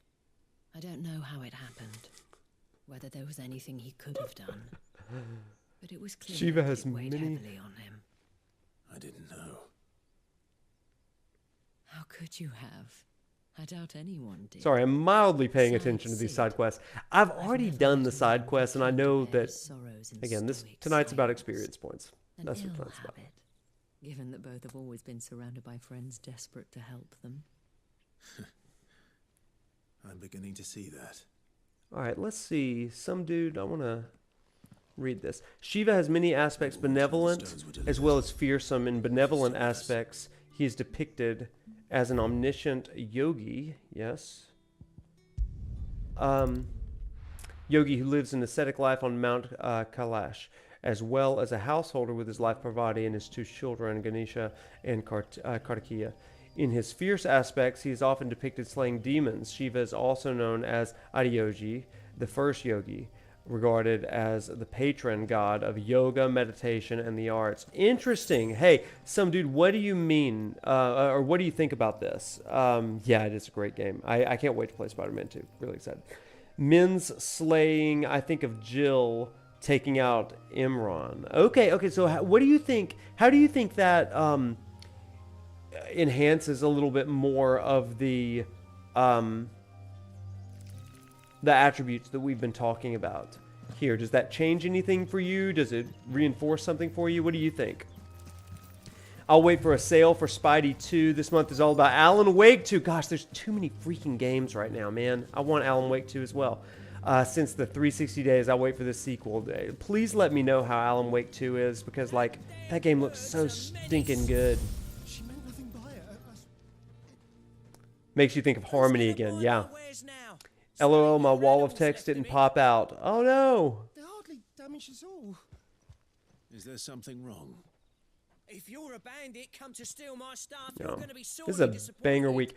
I had a birthday last week, like I said, and so I got some gift cards, and that's how I'm getting all these games right now. I don't know when I'll ever be able to do it. Holding both the destructive and peaceful nature. I like this idea of harmony. I like it. I like the idea of harmony. And I shall report you to the garrison and see you hanged. I really like that. That's good. In Northreach, I mean, they're not mine to give away. I have a get together with people I used to work with at church camp years ago, and with how much I changed, I was thinking, if I no longer, hang on one second. Please, you have to help me. I can pay whatever you ask. So the fool has protection. And coin, too. Oi! This guy is the worst over here. It's time to collect. It's time to collect. I told you not to call me that. Okay, time to murder this guy. Come on, Shiva. With the bird lover, you take the handsome one, killer. You take the handsome one.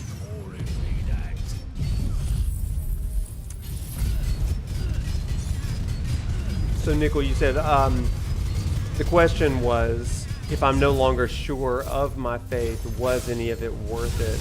Man, that's a good question. And you said, even if you no longer hold on to that same faith, sorry, I'm fighting and reading all at once, as we do on this stream. Even if your faith is gone, the sacrifice was worth it for the forgive the persona sounding sentence bonds in memories I made with my coworkers made it worth it. Oh, that's great. I love that. Yeah. I have so many students, like I said, that go through this kind of faith crisis, and some of them walk away entirely, some of them come back. But one of the things that I try to do, especially in kind of the sessions that I have with students, because I do a lot of sessions, therapy, counsel, coaching with students on this very issue. One thing that we do talk about is what is the redemptive aspect of your time in this. Ooh, man. Can I just say that our fighting game is way better tonight than it normally is? That's wild. Holding both the destructive and the peaceful nature. Mario and Sonic 2. JV, let me tell you something right now, my friend. I have been playing Sonic Superstars this week, and it is so fun. And I am the third fastest time in the world on one of the levels. Lagoon City Act 1. Third fastest time in the world right now. I achieved that last night before bed because I couldn't sleep. So, right on. It's all right. It was FF8 related. That was widely known, and only a very few saw that interview. Oh, man. That was not widely known. Okay, gotcha. No, he seemed intent on letting the bandit do his dirt. He's been playing Sonic, and I've been giving him a hard time. Listen, Sonic's so good. It's so good. I love Sonic. Hey, do y'all want to see something? I'm thinking about putting this on Twitter, maybe tomorrow. Speak of that once you're safe in Northreach. I'll accompany you there. I mentioned the 50-page single-space typed Sonic fan fiction that I wrote when I was in 4th grade. But I didn't mention the Sonic fan fiction that I wrote when I was in 3rd grade. And my parents got sent it off and got it like pseudo published for me, and I still have it. It's like a kid's book. That might be a good thing for us to end the stream with tonight, because that'd be pretty fun, right? I would love to share that book with you. I suppose you'd be wanting your linen. You can be the judge as to whether or not it should go on Twitter with me tomorrow. I think that'd be funny. Added a few extra lengths of our finest fabrics to the bundle, free of charge. Oh, the FF8 had a romance mechanic like in Final Fantasy VII? That you could romance like Renoa and Selphie? It's the least we can do for the man who saved our Or Quistis? Or Quistis? I don't know how to say it. Quistis. That's that done then. Now it's back to Hortense with her clock. Is it... Okay, we're done with everything now? I think we're done with all of the side quests except for the awful desert ones, which we'll save for another day. Yeah, I need to show y'all that book before we get off stream. It's got some great drawings in it. The only FF8 ship that matters is Zell and hot dogs. Nickel, I cannot argue with that. You make a very compelling point. Clive. Okay, let's just... Here's all the bundles of cloth. Can I tell you how much I would pay for a full single color beard like Clive has?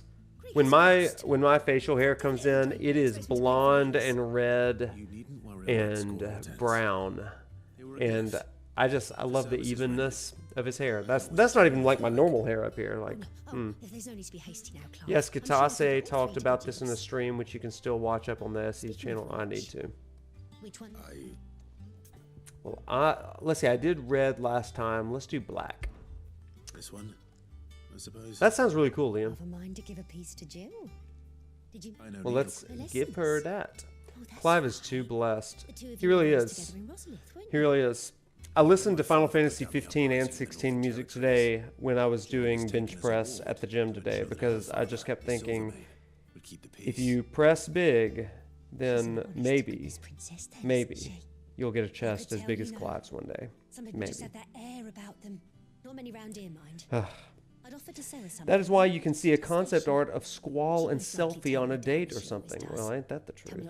I think I have seen some concept art of Squall and Selphie on a date. She certainly seems to be attached to the last outfit you made her. Oh. Sometimes I think she never takes it off. Well, perhaps she'll make something for herself with your A chest as big as Clive's, man. What a dream. I'm telling you. I'm sure she won't like, turn it down. We'll see, I suppose. The dream. The dream, really. That's what we want. That is what we want.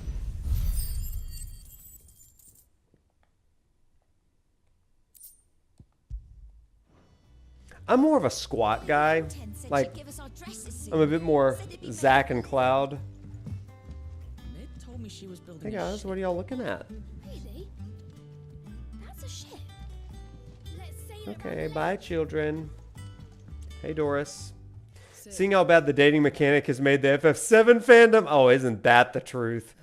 Y'all, I did not know.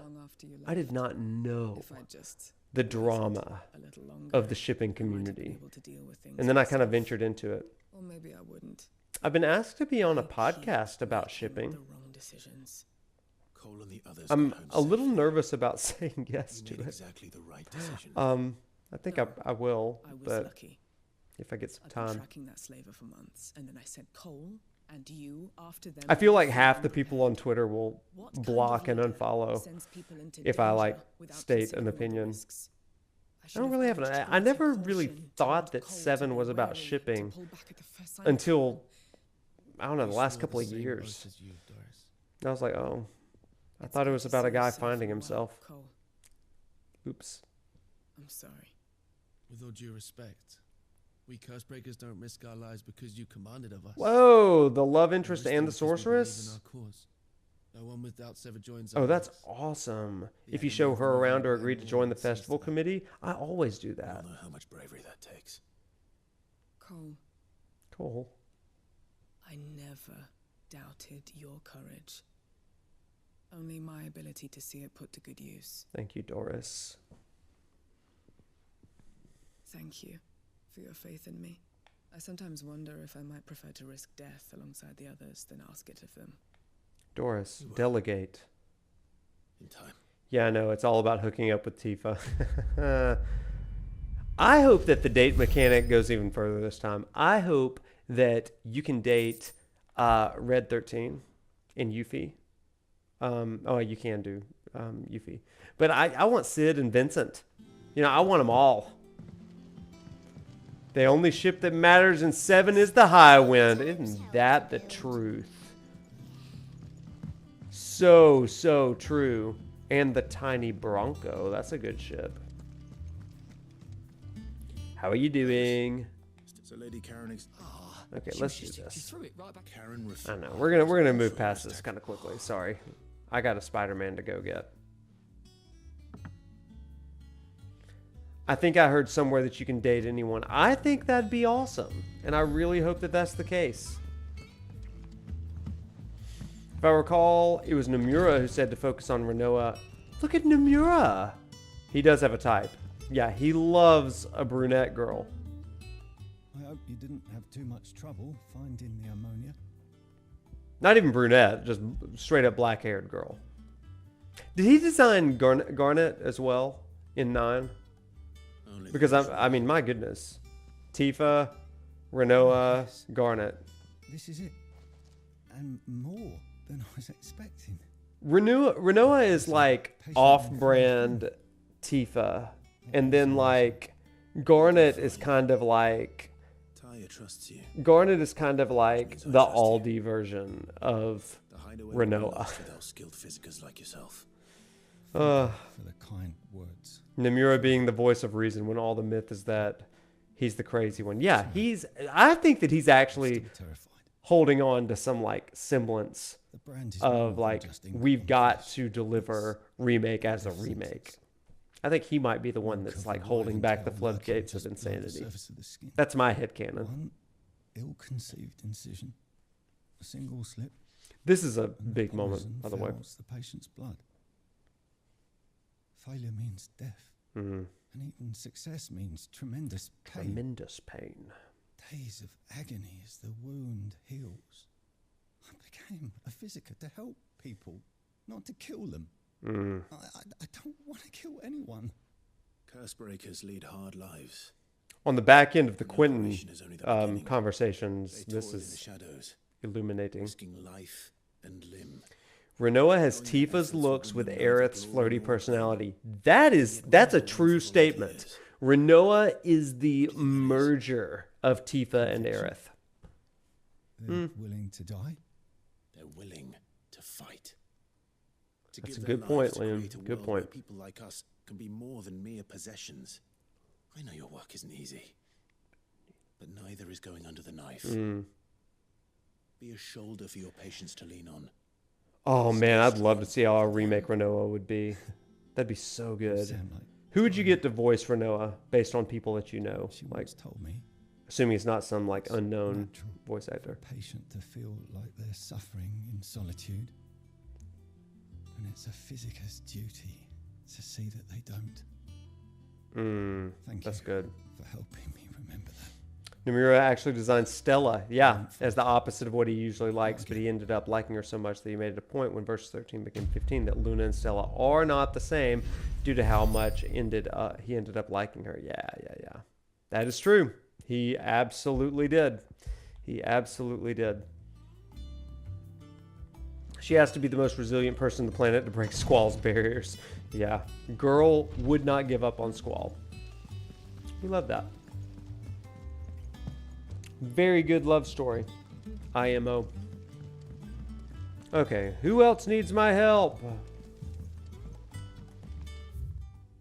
Way over there. So Karen and culinary girl. Okay.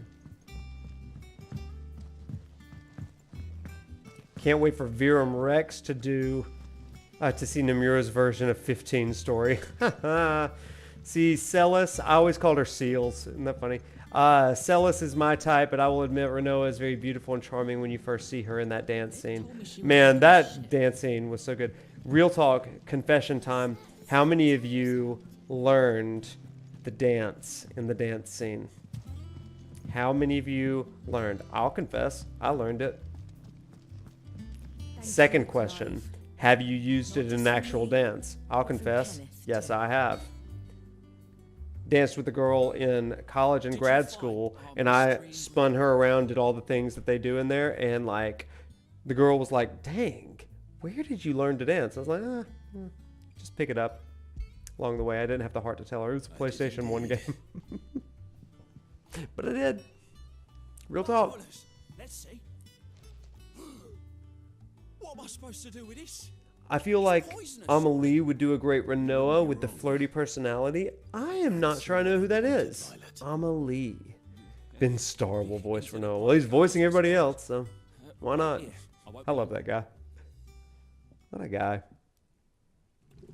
Yes and yes. Dance that waltz for an for a formal party. Heck yeah. I danced with a suit of armor, the prom queen and the prom king all in one night. I love this. Okay, let's eat. Not hungry. Well, it'll be too late. It's a me, Renoa. Your loss. I love it. One thing that is unsettling about this game are the slurping and gulping noises that are made when people are eating. Off topic, but super excited for the Spring 15 streams. Y'all, like, yeah, we're playing 16, this banger game, and like, I love the energy of excitement for the 15 streams. I love it. I love it. I cannot wait. It's gonna be so freaking good, y'all. Y'all are getting me excited. Like, I've told you that I'm writing my book on Final Fantasy 15, and I was just finishing up a chapter the other day, trying to put some finishing touches on it. And y'all motivate me to write more and write more quickly. And I need this encouragement and energy, or else that thing's never going to get written. So. Off to, if we get a FF8 remake, I would love 7 remake, rebirth, combat, and world map. Yeah. One thing that I do gripe against Final Fantasy VIII for is the overworld theme. I don't think that Blue Fields is anywhere near as good as the main theme of 7. Yeah. I love both games, so I win no matter what. Heck yeah. Adding it to my calendar like I know when it starts. Just put a daily reminder. Always. Brando Marlin voice. Stella! Yeah. Oh, wait, Karen. Karen's the last one, y'all. Make me not be disappointed in 15. Mission accepted. Challenge accepted. Melodies of Life in 9 is your fave. That's a great theme. Great one. Took him for a walk, did you? You could say that.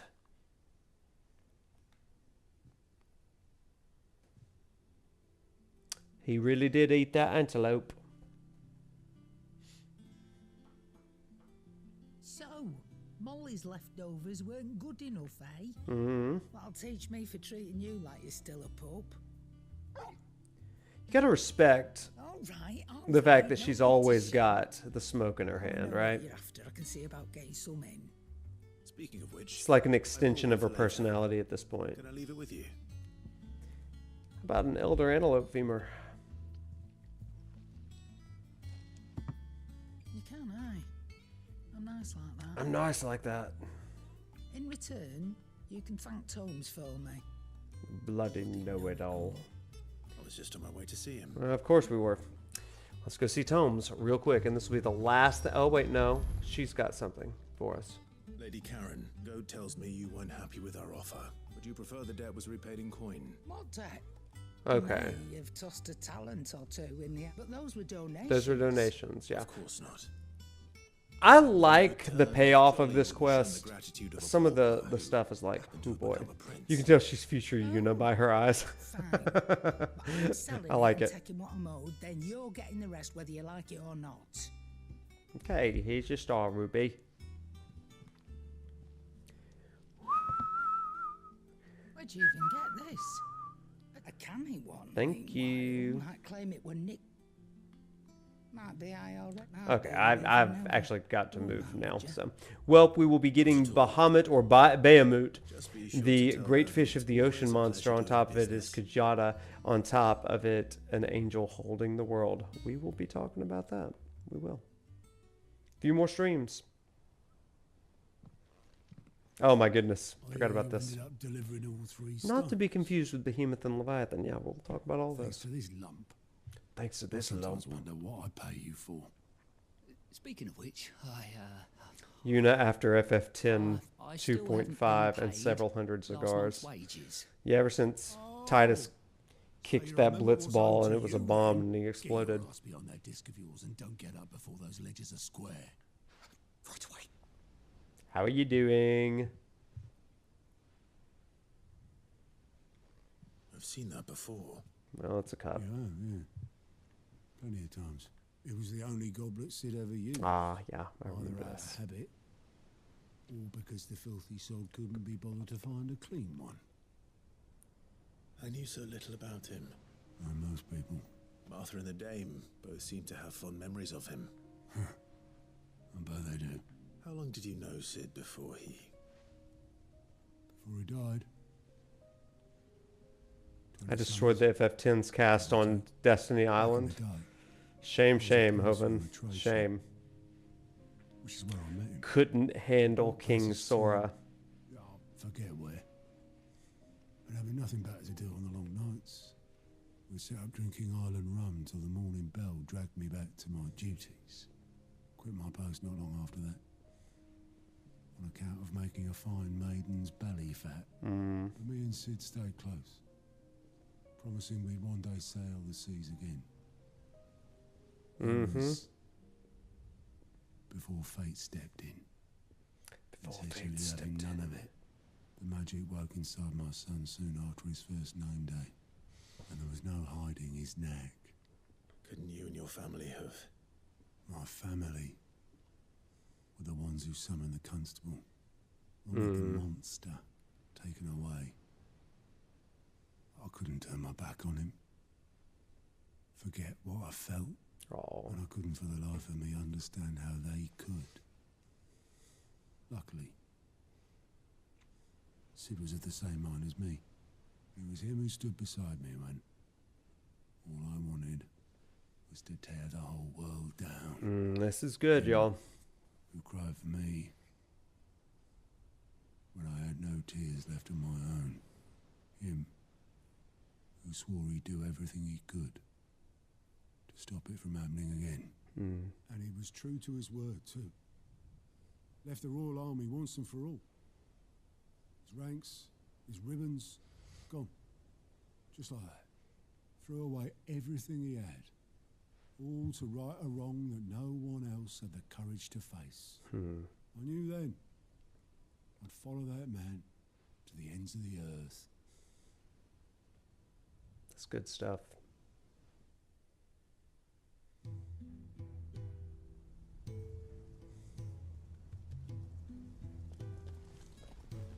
Yeah, goblet, a symbol of provision, a lot of art and belief. Yeah. Symbol of provision, a symbol of abundance. Always too clever for his own good, was Sid. Saw the world for what it really was. Yeah, it is. That's a good point, Nickel. That's great. We were shown. And it can't have been easy bearing that burden alone.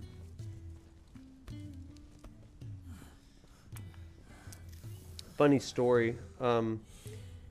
Whenever I travel, I allow myself one souvenir, and that souvenir is always a goblet or a chalice. And yeah, it has religious significance for me because of the Eucharist and communion, but it also goes along with that provision. Ready to catch the stubborn sod if ever he should fall.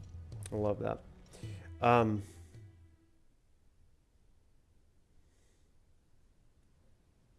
think Sid is keeping his worries and problems to himself for the most part, is also a shadow side. Yeah, I could see that. I could see that big time. It's the role of a shepherd or a pastor or a leader, right? Leave that lot. I'll tidy it up. Does the shepherd concern the sheep with the shepherd's problems? You know, that's the perpetual question of leaders. I'm tempted to make a joke about the goblet. This is Sid's handwriting. Sure. Dear Otto. I may be drunk, but I wanted you to know this place would be fucked without you. That's sweet. Love you, you old grumpy old sod. You old grumpy old sod. This note. What about it? Sid was right. Without you, we'd all be lost.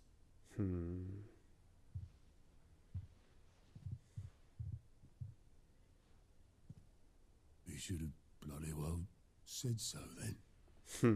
Just once. Before he went. But then, why would he? Him or anyone? I'd only have told him to piss off. Oh.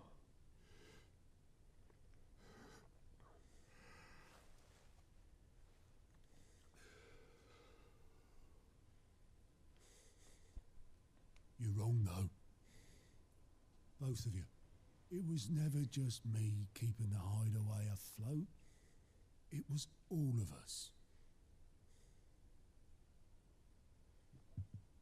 I just shoved people in the right direction. I barely seem to be able to do that anymore.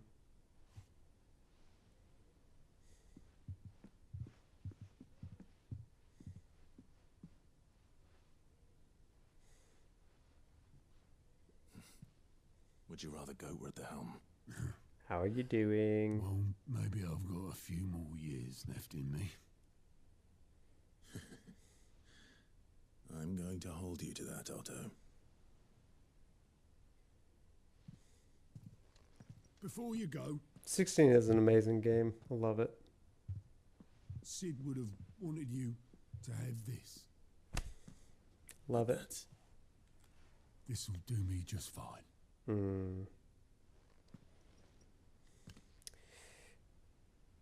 Hovind, you know why Kingdom Hearts music is good, right? Thanks for the ray of sunshine. The same I'll see if I can't composer pay you back. did the music of 15. What do you have? Lady, it is a crime that this scene is hidden behind a side quest. Yes.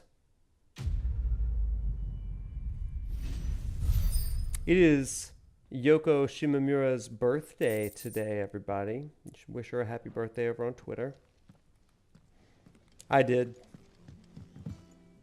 I was like, thank you. Square doesn't miss when it comes to music. You are so right. Grammy nominated Final Fantasy XVI now.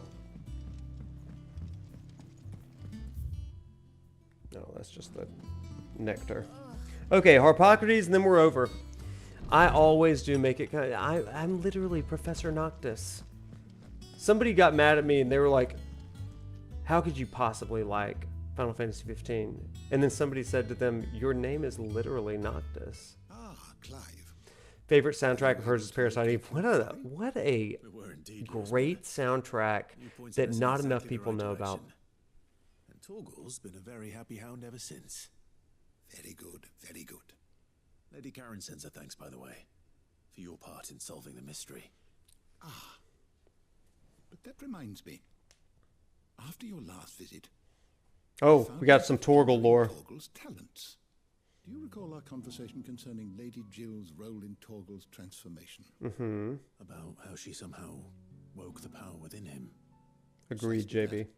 A reasonable conclusion, I thought, but one which raised certain questions in my mind. You see, the Fenrir of legend served Shiva and Shiva alone. And while the powers attributed to him are certainly impressive, the records imply they are somewhat different in nature to those you described Torgal as having used. What are you suggesting? That Torgal may be the beneficiary of more than one icon's power. Consider that in addition to Lady Jill, he has served as a loyal companion to you, your brother, and even the late Cid. In short, the icons hitherto near at hand, or should I say at paw, At Paul? have been diverse and plenty, and that number has only grown as the realm's dominance have fallen to your sword. One can but speculate as to how all of this has affected Torgal. He has seemed more fierce of late. If I am not mistaken, he will grow fiercer still. We are fortunate indeed to be able to count him amongst our allies. So and true. not our adversaries. Oh, he's more than an ally. He's a friend. You're a friend horse, Torgal. A friend horse.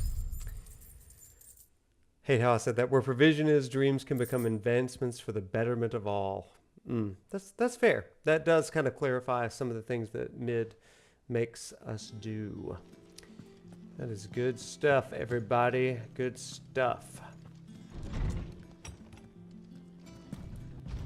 All right. Let's just park him right over here. Well, everybody, I think that does it for tonight. We have had a nice time of review. I feel like we've done a pretty good job catching up, everybody, doing all this stuff. I never got the hate for the mid stuff. Okay, so listen, I'll explain the hate for the mid stuff. Mid as a character in this game is fine. She's fine. She is the problem with Mid, and I will absolutely take this with me. Yeah, let me go ahead and save. Do y'all like fearfully save even though it auto saves? I absolutely do. All the time. And I make so many saves. She's one of your favorite characters. I think that part of the problem is the pacing of the game. Yeah, JV, I think that's it. And I'll say this. I appreciate Mid more this playthrough because I'm not doing the side quests as they open up. I'm doing it like on nights like tonight. So just playing through the main story and mainlining it, her side quests are not, or excuse me, her quests are not that bad. But it's her fetchy quests, then going into some side quests, which are also pretty fetchy, and then suddenly you've got 4 hours before you get back to the main story. That's what kind of kills the pacing. But she herself is just kind of fine. The problem is that her main story quests feel like side quests. Would you feel differently if Sydney was named Mid? I might. And I know that I bring some of my own disliking of this character to Final Fantasy V from my disdain for Final Fantasy V. So there's that. It's not disdain. It is notoriously my least favorite Final Fantasy, which I know is a hot take, but that is 5 is my least favorite. But worst Final Fantasy to me is still a good day playing. So it does explain a lot of things. And JV, I think that you said earlier that the world building is the side quests. The side quests is really, really good. My biggest complaint, and I said this in my side quest video, if you haven't watched that, I encourage you to watch it and comment over on YouTube. But my biggest complaint with the side quests in this game is not the world building. That's aces. A+ every time. Relevance. It holds my attention for the most part. The biggest issue that I have is that it's all very samey as far as gameplay is concerned. The thing that makes a game like The Witcher or Tears of the Kingdom, for that matter, or Chrono Trigger, is that these games have a diversity of gameplay, right? Tears of the Kingdom is like, we'll build this, go over here, or go fight this thing. But in this, combat is the centerpiece of this game. In my side quest video, and you can go check this out as well, I talk about how this could have been remedied by having some real world actions of the icons. Use Garuda's hand to grab something out of a tree, or Bahamut's fire to burn a bush or something like that. Make it a little bit more exploratory. Now that would be insane development, but it would diversify the gameplay enough that I think that people would have forgiven some of the sameness of the gameplay. Again, I don't think the side quests are bad. I think that they are critiqued because they they play some of the same. So there's that. Just played an FF mode playthrough and left the side quest for the ending. Yeah, I think that that's a better pacing, JV. I really do. This is the first time coming into one of these. Had a blast. Dude, I'm so glad that you came into this. You were great. This has been so much fun. Been a while since I could talk in depth about stuff like this. I'll be showing up from now on. Awesome. And on Tuesday, we'll continue with the main story. Then we'll take a week off. And then it's Bahamut, y'all, on October 31st, Halloween. So come for the Dion dress up as well. That'll be a fun night. I would dislike that because a big part of the game play is how you want.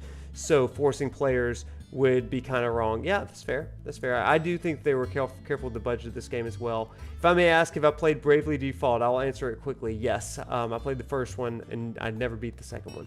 But I do like them. Yeah, it's good. And there's a lot of religion stuff, a lot of orthodoxy. GG Noctis, thank you, Hoven. Yeah, I feel like they did the most with the budget they had. Yep. In its release state, it's better than 15. It is, I will say, it is a, I feel like 15 was a complete package day one. I'm one of those guys. I will say that 16 is more approachable, and you don't have to do outside homework or tedious world building from an open world that makes you earn it. So I'll grant that.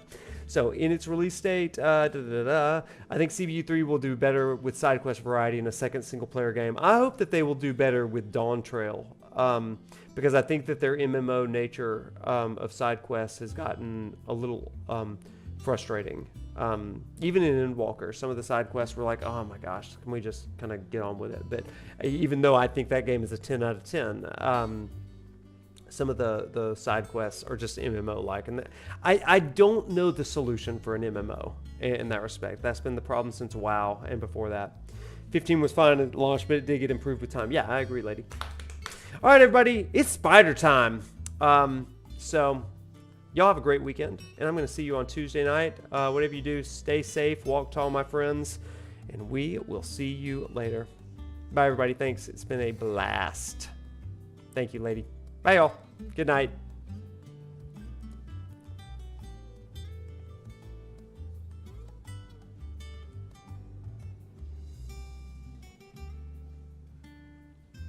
The nobleman who visited.